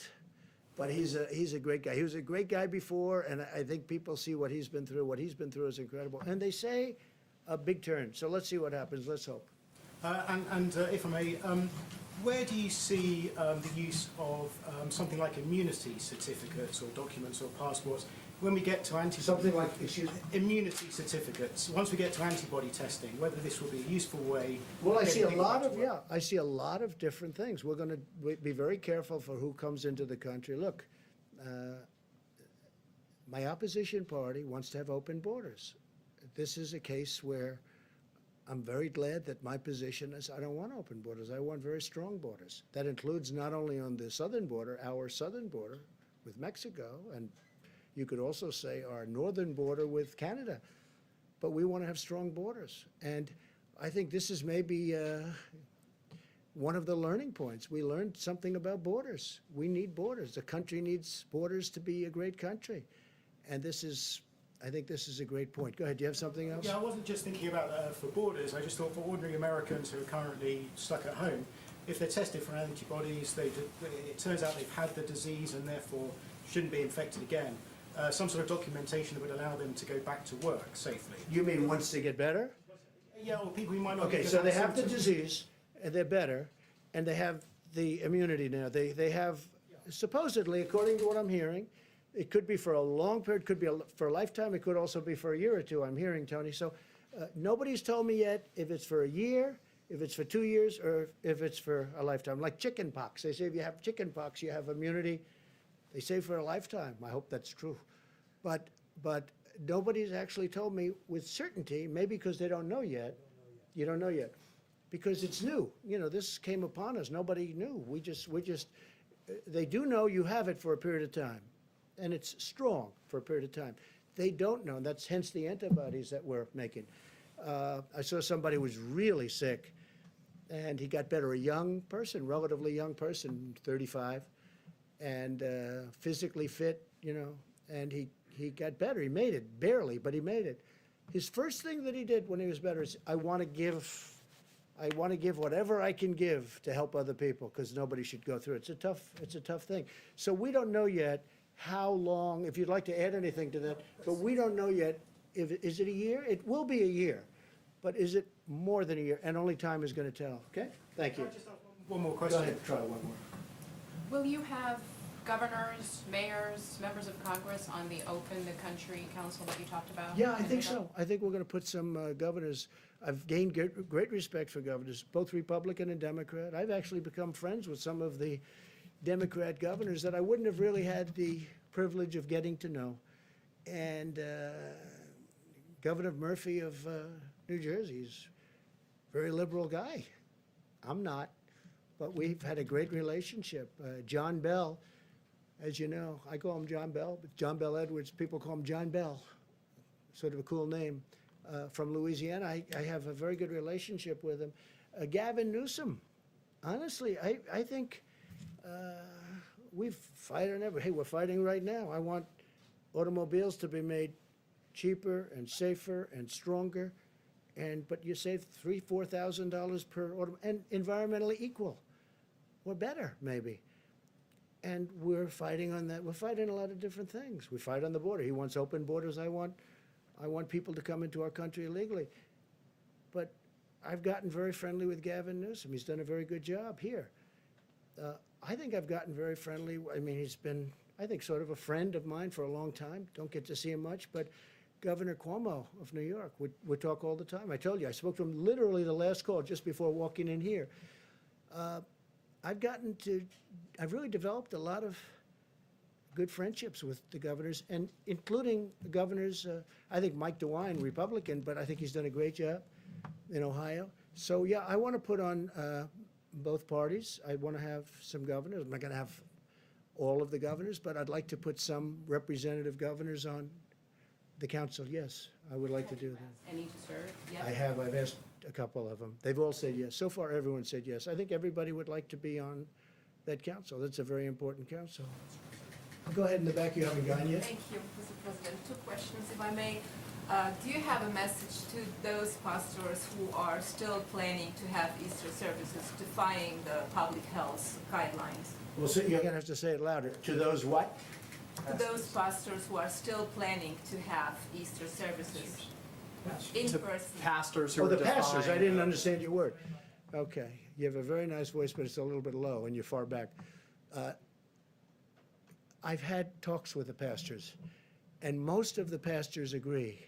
And it's a very complex subject, let's face it, you know, for the obvious reasons, I don't have to go into it. Most of the pastors agree that they are better off doing what they're doing, which is distancing. They feel that, let's get this over with, and they want to get back to church so badly. I mean, can you imagine, we have Easter Sunday, and I'm going to be watching Pastor Robert Jeffress, who's been a great guy. Did I tell you? He's been a great guy, and I'm going to be watching on a laptop. Now, a laptop is not the same as being in his church or being in another church. It's not. No matter what you say, you know, we can say, oh, isn't it wonderful? But I've done this for 3 weeks, and they've had tremendous, I let people know who it is. They've had the biggest audiences they've ever had. They have millions of people now watching, and people are really liking what they're hearing. So I'm going to be with, on Easter, Pastor, I don't even know if he knows it yet, but he will soon. I think he will in about 2 minutes. Pastor Robert Jeffress, and he's a terrific guy, a terrific man. I've gotten to know him very well. He's a man of great compassion. He loves our country, and I'm going to be with him on Easter, meaning I'm going to be with him watching on a laptop. Doesn't sound good, but it's, you know, it's one of those things. It cannot be church. You know, I'm not going to get into it. It cannot be church. Most pastors and most people, you know, of faith, people that we listen to and respect and admire. Franklin Graham is a person I have great respect for. Most people will, and who's done an incredible job in New York on Central Park, where they put up Samaritan's Purse. He's done an incredible job. The son of the late, great Billy Graham. His family is incredible. He's incredible. Franklin Graham, the job he's doing on, I mean, he loves to do it. He has such a passion, and that's why he's so good at it. He does it with incredible love. And he will tell you, we're all saying, we've got to get our country cured. I know there are some pastors and ministers and others that want to get together. I would, and I have great respect for them. 2 of them I know. But I would say first, heal, I'm a Christian, heal our country. Let's get healed before we do this. And if there's time to do that, we'll do it for hopefully the rest of our lives. Please. Thank you. The Mercy and the Comfort seem to be underutilized at the Yeah. moment in Los Angeles and New York. Is there any consideration either to sending the medical units into the cities to help Yes. the hospitals there, or to moving the hospital ships? So the Mercy and the Comfort were sent when projections were much higher. And I say, Tony backed it up. Deborah made the statement. They said, you're not going to need these many rooms. But we wanted to be prepared. I mean, you know, we had the ship. They did an incredible job. With the Comfort was supposed to be in maintenance for a period of 4 weeks, and they had it done in 3.5, 4 days. And it came up. And so we had it there. If there was a disaster from the standpoint of you needed all of the, now, I tell you, the Javits Center, Andrew will tell you, we were ready to go. It's incredible the job they did. But they're using less beds. This is a good thing, not a bad thing. They're using less beds. Now, Javits has been pretty busy over the last couple of days, and the death numbers are horrific. But you go back now, and you're finding they're going to start to come down very substantially, just based on the fact that the bed usage, the number of beds are much, much less, much, much less. So the Mercy and the Comfort were there in case they needed them. Los Angeles, where you have the one, and New York, where you have the other. They just don't, fortunately, we haven't hit numbers where they would have been used.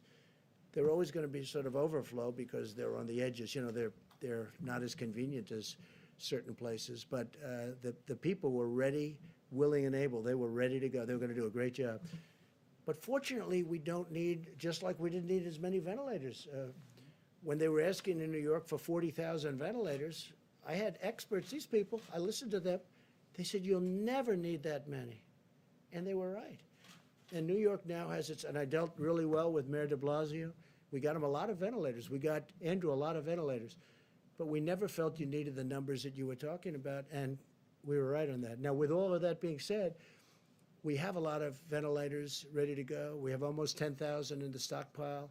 That 10,000 can move rapidly. We can be within 24 hours almost anywhere. And hopefully we're not going to have to be, but it's really, this has been a great military operation. It hasn't all been military because we're dealing with great companies. We have companies that are making masks, and we're all set up on the mask too. I just told you we have an order coming in soon, 500 million masks, 500 million. We have companies, you know the story with GM or 3M, also GM, but 3M is doing a great job. I spoke to the CEO the other day. We settled it out. We had a dispute with them, and it's now all settled. And I think they're trying to show the country something, maybe me, but the country something. So we've done, you know, I think, and not me, I'm not talking about this country, our country, the people that are doing it, Army Corps of Engineers, FEMA, these people sitting right here, people that we have in the back that are watching every word that we're saying, they've done a fantastic job. They really have done a fantastic job. Please. Thank you, Mr. President. I wanted to ask you a question about testing. And you've mentioned the impossibility of testing the entire American public. So has Well, what do we have? the So- Surgeon General. Hold on. What do we have, 350 million people? You're going to do 300? That's not what I'm getting at. What I'm getting at is priorities. And Dr. Birx has mentioned how there have been priorities in certain regional parts of the country. And I wanted to ask you specifically about one industry in particular, and that's food processing plants. Is there a priority to get testing at food processing plants all across the country? Well, you're asking that because of what happened. It's a fair question, too. What happened in Denver? Because in Denver, I've never seen, I said, what's going on? We're looking at this graph where everything's looking beautiful and it's coming down, and then you got this one spike. It's, I said, what happened in Denver?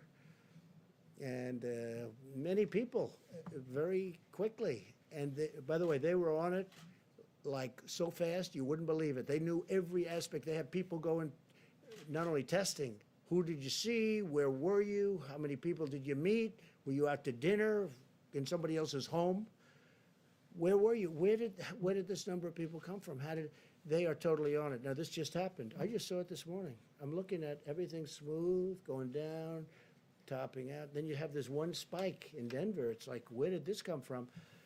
So we'll be looking at that, and we don't want cases like that happening. But this is the kind of thing can happen. This is very complex. This is a very brilliant enemy. You know, it's a brilliant enemy. They develop drugs like the antibiotics. You see it. Antibiotics used to solve every problem. Now one of the biggest problems the world has is the germ has gotten so brilliant that the antibiotic can't keep up with it. And they're constantly trying to come up with a new. People go to a hospital and they go for a heart operation. That's no problem, but they end up dying from problems. You know the problems I'm talking about. There's a whole genius to it. We're fighting, not only is it hidden, but it's very smart, okay? It's invisible, and it's hidden, but it's very smart. And you see that in a case like Denver. But I think we're doing well, and they're on Denver like you wouldn't believe. I came in this morning, it was a flurry. I said, what's going on? They said, Denver. I said, what happened at Denver? Because Denver was doing pretty well. And they've got that under control. But yeah, that would be a case where you do some very big testing. Peter? Mr. President, we learned that more than 16 million Americans filed for unemployment over the past 3 weeks. It's Good Friday. It's payday. We are seeing troubling, paralyzing lines at food banks around the country. What do you say to those Americans in need right this moment? Number one, I love them. Number two, we're working really hard. It wasn't their fault what happened. Sometimes they don't do a good job and they lose their job. That's one thing. This is a case where we take the strongest economy in the history of the world, which is what we had. More people working in the United States, Peter, than ever before. Almost, I mean, look at the numbers, 160 million people, almost, just short of 160. Excuse me. So we have the greatest economy we've ever had. And by the way, black unemployment, Hispanic unemployment, Asian unemployment, the best numbers we've ever had in virtually every way. And then you get hit like this, and it's traumatic. People that had great jobs, that went out to dinner and they didn't have any problems, they take their family, they were making good salaries, all of a sudden, you know, you use the term cold turkey. It's cold turkey. They go from that to having no money and waiting for their checks, which are being processed very rapidly, but they have to go out and look for money. It's a terrible thing. All I say is we love them. We're working so hard, and they're going to be back. And I hope they're going to be back even stronger than before. Let me ask you about that if I can, just to follow up then. You chose not to do a national stay-at-home order. Now that you say you want to reopen parts of the economy, what authority do you have to do that? Isn't it ultimately up to the states to do that? Yeah, no, it's really, the states can do things if they want. I can override it if I want. But the national stay-at-home, just so you understand, 95% of the country is stay-at-home. Like as an example, I was speaking with the great governor of Texas, Greg Abbott, the other day. He has a stay-at-home. A lot of people didn't even know it, but he had a stay-at-home. Some people reported Texas wasn't. He had a very strong, actually a very strong stay-at-home. 95 to 96%, South Carolina, as you know, has it, which at one point, a week ago, they didn't have. South Carolina, another great governor, McMaster. No, 95% of the country is covered. Now, the states that aren't, and again, constitutionally, from a federalist standpoint, if I thought there was a problem, if I saw a state with a problem, I would absolutely demand it. But they're doing great. And the states that aren't are states that have not had a big problem. What authority do you have to reopen right now? The same way that it's up to the states to shut it down, it's Yeah. up to them to reopen. What I authority do you have great authority if I want to use it. I would rather have the states use it. I would rather, and this is so shocking for me. A lot of people are saying, wow, he's really very reasoned, isn't he? A lot of people are shocked. They think I'd do it. I have absolute authority to use it. But so far, our relationship with governors and the job they're doing, I haven't had to do it. Would I do it if I saw a state that was out of control and they didn't have the stay-at-home policy? I would do it in a heartbeat. Jeff? Mr. President, there's obviously a lot of interest in how you're going to make that decision. What? That's a very big decision. What? I don't know that I've had a bigger decision than that when you think, right? I When you would think. I mean, think of that decision. Somebody said it's totally up to the president. I saw this one. It's totally up, and it is. I don't know that I've had a bigger decision, but I'm going to surround myself with the greatest minds, not only the greatest minds, but the greatest minds in numerous different businesses, including the business of politics and reason. And we're going to make a decision, and hopefully it's going to be the right decision. I will say this, I want to get it open as soon as we can. We have to get our country open, Jeff. Can you say, sir, what metrics you will use to make that decision? The metrics right here. That's my metrics. That's all I can do. I can listen to 35 people. At the end, I've got to make a decision. And I didn't think of it until yesterday. I said, you know, this is a big decision. But I want to be guided. I'm going to be guided by them. I'm going to be guided by our vice president. I'm going to make a decision based on a lot of different opinions. Some will maybe disagree, and some I'd love to see it where they don't disagree. Will there be risks? There's always going to be a risk that something can flare up. There's always going to, look at what's happening where countries are trying to get open and there's a flare up and they'll go. But I'd like the flare up to be very localized so that we can control it from a local standpoint without having to close. There's always a risk. This is genius that we're fighting. You know, we're fighting this hidden enemy, which is genius, okay? It's genius.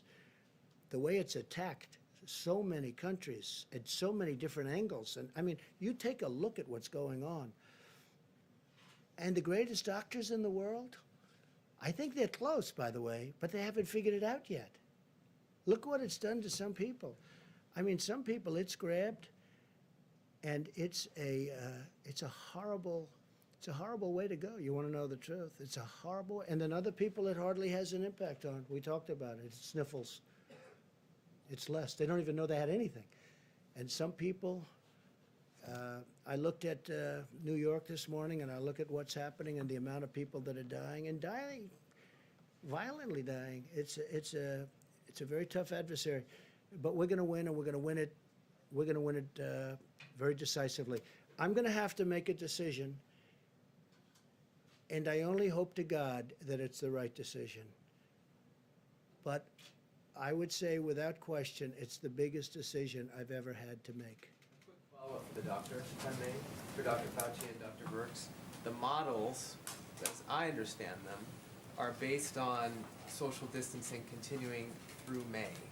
Is that correct? And if you were to open the economy on May 1st or sometime during that month, would that impact the models in terms of the deaths that you expect? Want to answer that? We're taking turns today. Good. Good. So the model, the IHME model, does state that it's through May. We've had these model discussions, haven't we, for weeks now.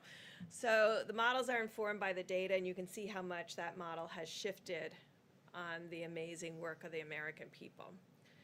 So I think that's what we're evaluating right now. Remember when I talked yesterday, I've been in public health a long time. I have never, except for Ebola, where we worked very closely with the communities about specific issues, we've never taken a countrywide or a global-wide approach to mitigation. This is unprecedented. I will tell you there is nothing in the literature about specifically what to expect, and I think that's why the models continue to modify themselves based on what actually has happened with social distancing and hand washing and all of the pieces that the American people are doing, the decreasing, the closing of the bars, the closing of the restaurants, no communal eating. That was thought to be a very big issue in many of the other cultures that went through this virus. So the models continue to evolve based on the impact. And so therefore, it makes it very difficult to interpret each component of social distancing and which ones are absolutely critical. Now, there's a way to do that in multivariate analysis, potentially. Now, I want everyone to understand there are states that are testing.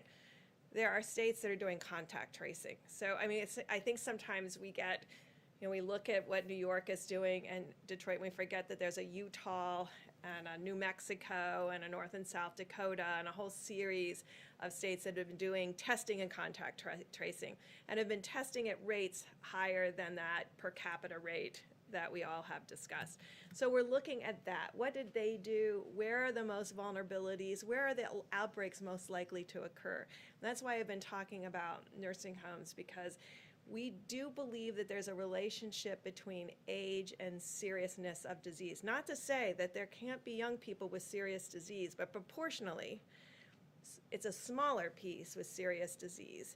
And so when you have that kind of spectrum where the older and the more complicated, the higher the severity, you get the impression that there may be more asymptomatic in younger age groups, and that's where the antibody test comes in. So when you put all these pieces together, you're trying to understand where would be the first signals. So we have surveillance out there right now with the CDC's influenza-like illness. I hope you're all tracking that. It is showing these small changes. I think we can believe in that as a surveillance tool married with their syndromic piece, giving us the insight about where to test and then where to proactively test in nursing homes and other vulnerable groups, because that has been the signal in a series of the states that have very, very low prevalence and incidence of disease. So that's the kind of factors we're putting all together to really define the best way forward. And we have superb roadmaps. I hope you all have seen them. There's been about 6 different roadmaps to opening that people have put online. And again, there's no literature that you can cite and said, well, we did this 20 years ago and what really worked. There isn't that. There's brilliant public health people giving us their insights. The core of the question is, because those are the models you've been using, if you do go with starting to open up the economy again on May 1st, doesn't that lead to more deaths? Well, look at how much it changed with mitigation. And now we're looking at those state by state, and there's some states in there that are still in contact tracing. So we're looking at the impact of that model and what that model predicted based on the type of contact tracing, less mitigation, more contact tracing. Are you getting what I'm talking about? Okay, so there are states that didn't stay-at-home orders, but we're doing contact tracing from outbreaks. So we're looking at them and how they have done, and we're looking at certainly what's happened in the big metro areas. And we're integrating all of that data together to make a plan going forward. So I can't tell you, because look at how much the model has changed in just a week. Remember, just a week ago, it was 80,000. Now it's 60,000. So, and the curves, I'm sure you're all watching it, the curves are getting much broader confidence intervals. There is still the dotted line, but the confidence intervals around the dotted line are getting bigger. When you see that, you know the model has a bit of instability. And so that's why Tony and I base a lot of our decision and discussion on cases and what physically is happening in that county and that state. At the same time, not ignoring the models, but integrating the models as one piece of our thought process. Do you want to come up here and say what you think about models? Okay. Dr. Brooks, can you update something? I just want to say that, you talked about, couldn't it lead to death, meaning you open up, could lead to death, and you're right. But you know what? Staying at home leads to death also. And it's very traumatic for this country. But staying at home, if you look at numbers, that leads to a different kind of death, perhaps, but it leads to death also. So it's a very big decision. As I say, it's the biggest decision I'll ever make. All right, we'll do a couple of more, we'll go. Thank you. Thank you, Mr. President.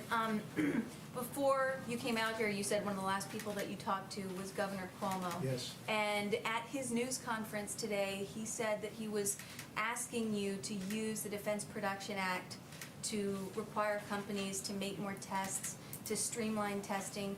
Is that something that you would consider, because you've considered it with ventilators? Well, the other side seems to keep using that, and I have used it. I've enacted it, you do know, and I've used it. Some people thought viciously. Just ask a couple of companies. If you want, you can just look up the names. And I'm surprised that he would have said that. We actually have great tests. We have others under development. You don't need full testing, as the doctors have been talking about ad nauseum. So I would be surprised that he would have said that, meaning it that way. If he did, I'd have a much different type answer. Go ahead. You all didn't talk about it over the phone. We talked about testing. Yeah, we did talk about testing. And one of the things I did was I put the two doctors in charge of that call. I said, you know what, Andrew? I have two very talented people standing here. We're getting ready to go on. Let me put them and let me have them talk to you. And they talked to him really at length. And I think by the time they finished, he understood what we were saying. He understood it very clearly. Okay. One more question, please. You've talked a lot this week about holding the World Health Organization responsible for its response to the coronavirus. I'm curious if you've given any more thought to holding China financially responsible for the part that it played and the economic toll that it's taking on the American people. Yeah, I understand the question very well. Look, nobody has done to China or treated China as strongly as I have. Use the word strongly. As you know, you've reported on it. Billions and billions of dollars is flowing into our treasury because of what I've done with China. I think it's a very sad thing that happened. And I think if people knew, including the World Health Organization, and I do believe they knew, but they didn't want to tell the world. And we're going to get to the bottom of it. And we'll have reports on all of this, and we are not happy about it. But I wanted to leave the World Health for later. And I can tell you that we're constantly in touch with China. We're talking to China. And we've expressed how we felt. We're not happy about it. We're not happy about it at all, Kristen. Okay, one or two more? Yeah, Jim. Mr. President, we hear from a lot of people who see these briefings as sort of happy talk briefings. And No happy talk today. and some of the officials paint a rosy picture of what is happening around the country. If you look at some of these questions, do we have enough masks? No. Do we have enough tests? No. Do we have enough PPE? No. Why would you say no? Do we have I enough think the medical answer is equipment? yes. I think the answer is yes. Who said no to that? I'm saying this No, is. no, what- you're saying no, but who we said hear- no? we But you hear asked me, do we from- have enough We hear masks? from Yes. doctors, we hear from No, no, health you didn't say that. experts. You said, do we have enough masks? Does the country- Yes. does- Do we have enough tests? Yes. Plus, we're developing new tests. But they're not- Do we have enough ventilators? Yes. Do we have enough hospital beds? Yes. We've built 20,000 hospital beds. We have enough hospital beds. Go ahead, Jim, let's go. What do you say to, I mean, you watch the coverage. You know what You're I say? watching a lot of the coverage. Well, a lot of it's These fake news. doctors who, no, no. A lot of it's fake not- news. A lot of it's fake news. Let me just tell When the you. doctors The- and the the medical experts come governors- on our air the and governors say that we reported- don't have enough tests, we don't have enough The governor, masks. yeah, depending on your air, they always say that, because otherwise you're not gonna put them on. Let me just tell you something. The governors have said, last night, they had a group of governors, 14 governors, they were together someplace, and they said, it's been unbelievable what's happened. We've been totally responsive. Ventilators, everyone has the ventilators they need, to a point where we're getting calls from foreign countries saying, you have all the ventilators, can we get some? And we're gonna try and help some of these countries. These people have done an incredible job. This is not happy talk. Maybe it's happy talk for you. It's not happy talk for me. We're talking about death. We're talking about the greatest economy in the world. One day I have to close it off. And we did the right thing, because maybe it would have been 2 million people died instead of whatever that final number will be, which could be 60, could be 70, could be 75, could be 55. Thousands of people have died. There's nothing happy about it, Jim. This is sad talk. This is the saddest, these are the saddest news conferences that I've ever had. I don't like doing them. You know why? Because I'm talking about death. I'm talking about taking the greatest economy ever created. We had the greatest numbers we've ever had in almost every aspect of economics, from employment to companies. Look at the airlines. They were having the best year. Now all of a sudden we have to save them. Okay? There's no happy talk, Jim. This is the real deal. And I've got to make the biggest decision of my life. And I've only started thinking about that. I mean, you know, I've made a lot of big decisions over my life. You understand that. This is by far the biggest decision of my life, because I have to say, okay, let's go. This is what we're going to do. When you have hospital administrators. Sure. But you have many doctors that say unbelievable job. I watched this morning, and I watched a certain network, and it wasn't Fox, and you had doctors saying that we've done an incredible job. You just read off these no, no, no. Well, we have ventilators, we have equipment, we have beds. How about beds? I mean, Governor Cuomo just told me a little while ago, he's got plenty of beds. In fact, they're having a hard time filling Javits Center. We built them 2,900 beds. So that's not a fair question. When you're Jim, look, sanitizing masks and you're talking about reusing Jim. PPE, obviously you don't have enough. No, excuse me. We have masks, we have everything. And we were trying to get ready for the surge. And a lot of people said it will never happen. Deborah said it. You'll never need that many beds. They said we needed 40,000 ventilators. 40,000. It's like building a car. 40,000 ventilators. People said, I felt it too. You'll never need that many. Guess what? We're the envy of the world in terms of ventilators. Germany would like some. France would like some. We're going to help countries out. Spain needs them desperately. Italy needs them desperately. Mexico needs them desperately. He asked me last night, would it be possible to get 10,000 ventilators? Within a short period of time, I'll be able to help out Mexico. No, Jim, just the opposite of your question. It's not no, no, no. It's yes, yes, yes. We're in great shape. And you know what? What's happening now is those numbers are horrible. But take a look at the number of beds. We have beds available all over New York. New York really being the epicenter. New York has experienced something that has been absolutely horrific. I saw Hart's Island yesterday. I saw those people being buried yesterday. Fortunately, we have the beds, and you can speak to Mayor de Blasio, you can speak to Governor Cuomo. People can't even believe the job we've done. They can't even believe it. And I give tremendous credit to the military. This has been a military operation with private people. Wait a minute, wait. I give tremendous credit to our military, to the Army Corps of Engineers, to FEMA, to these people. The job they've done is incredible. And you shouldn't be asking that kind of a question. Jim, honestly. Had the country been better Okay, look, prepared I really don't believe you're that onset bad a of guy. this? You shouldn't be asking that kind of a question. You should say, you know what? It's been really incredible what's been happening. Jim, nobody's asking. What governor, let me ask you this. What governor, we have more tests than anybody in the world. We have virtually every country in the world calling us, asking us, how do we get these tests that you have? Your testing is the best in the world. How do we get it?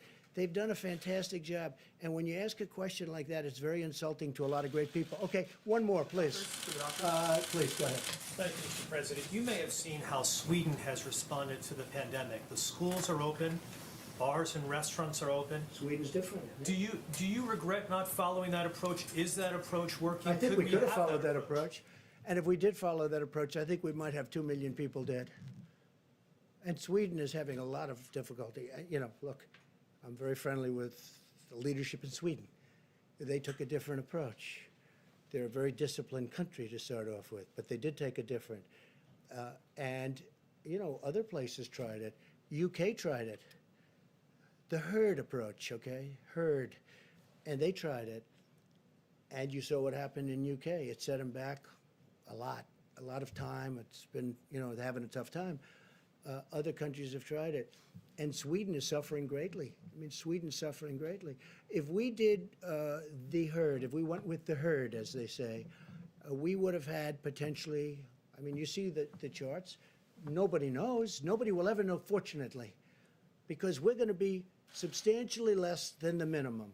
I certainly hope, unless something happens that would be tragic. So they had a minimum number. If we did, if one of the reasons we're so far below that number is because nobody thought the American people could be so disciplined. Nobody thought it was possible. And I guess when they watched us up here every day and they watched other people and they listened to their representatives and governors, nobody thought that the American people could be so disciplined. They've been unbelievable. And because of that, so you have a minimum number of 100,000, and then you had the 2.2 number that if we did nothing, if we did just kept working, everybody go to work, people would be dropping dead on the subways. No. If we would have lost 1 million people, take the 2.2 million and cut it in half. Cut it in more than half. Make it 1 million people, okay? Now take that number and cut it in half. Make it 500,000 people. That's if we did nothing, right? It's unacceptable. It's too many people.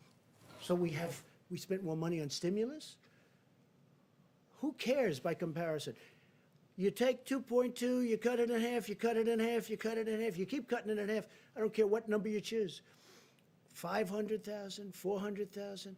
Well, we're going to have, we were talking 50, 60, 65, maybe. Maybe. But if we would have done what one country tried, and it has been very tough for them, you know that, very, very nasty, very tough. But if we would have done that here, and again, you got to remember, UK tried it. And I was a little surprised, and I watched it. They were going about, what, 2 weeks, and they said, we got to stop, because they were going to have a whole country infected. So with all of that being said, we got to get back to work. We got to get our country open. But we could have lost 2 million people. We could have lost 1 million people. We could have lost 500,000 people. If we would have lost 500,000 people, now I'll say this also, from the standpoint of being president and vice president, and we're up there and we're doing that herd and we're going to bullet through it, do you honestly think people like Jim and yourself and other people Jeff, would have put up with it? As people are dying all over, they would have said, this man is crazy. Because the numbers, Tony, at a minimum, would have been many, many times greater than the numbers we're talking about. So I'm very honored by our decisions, all of us. We talk about it all the time.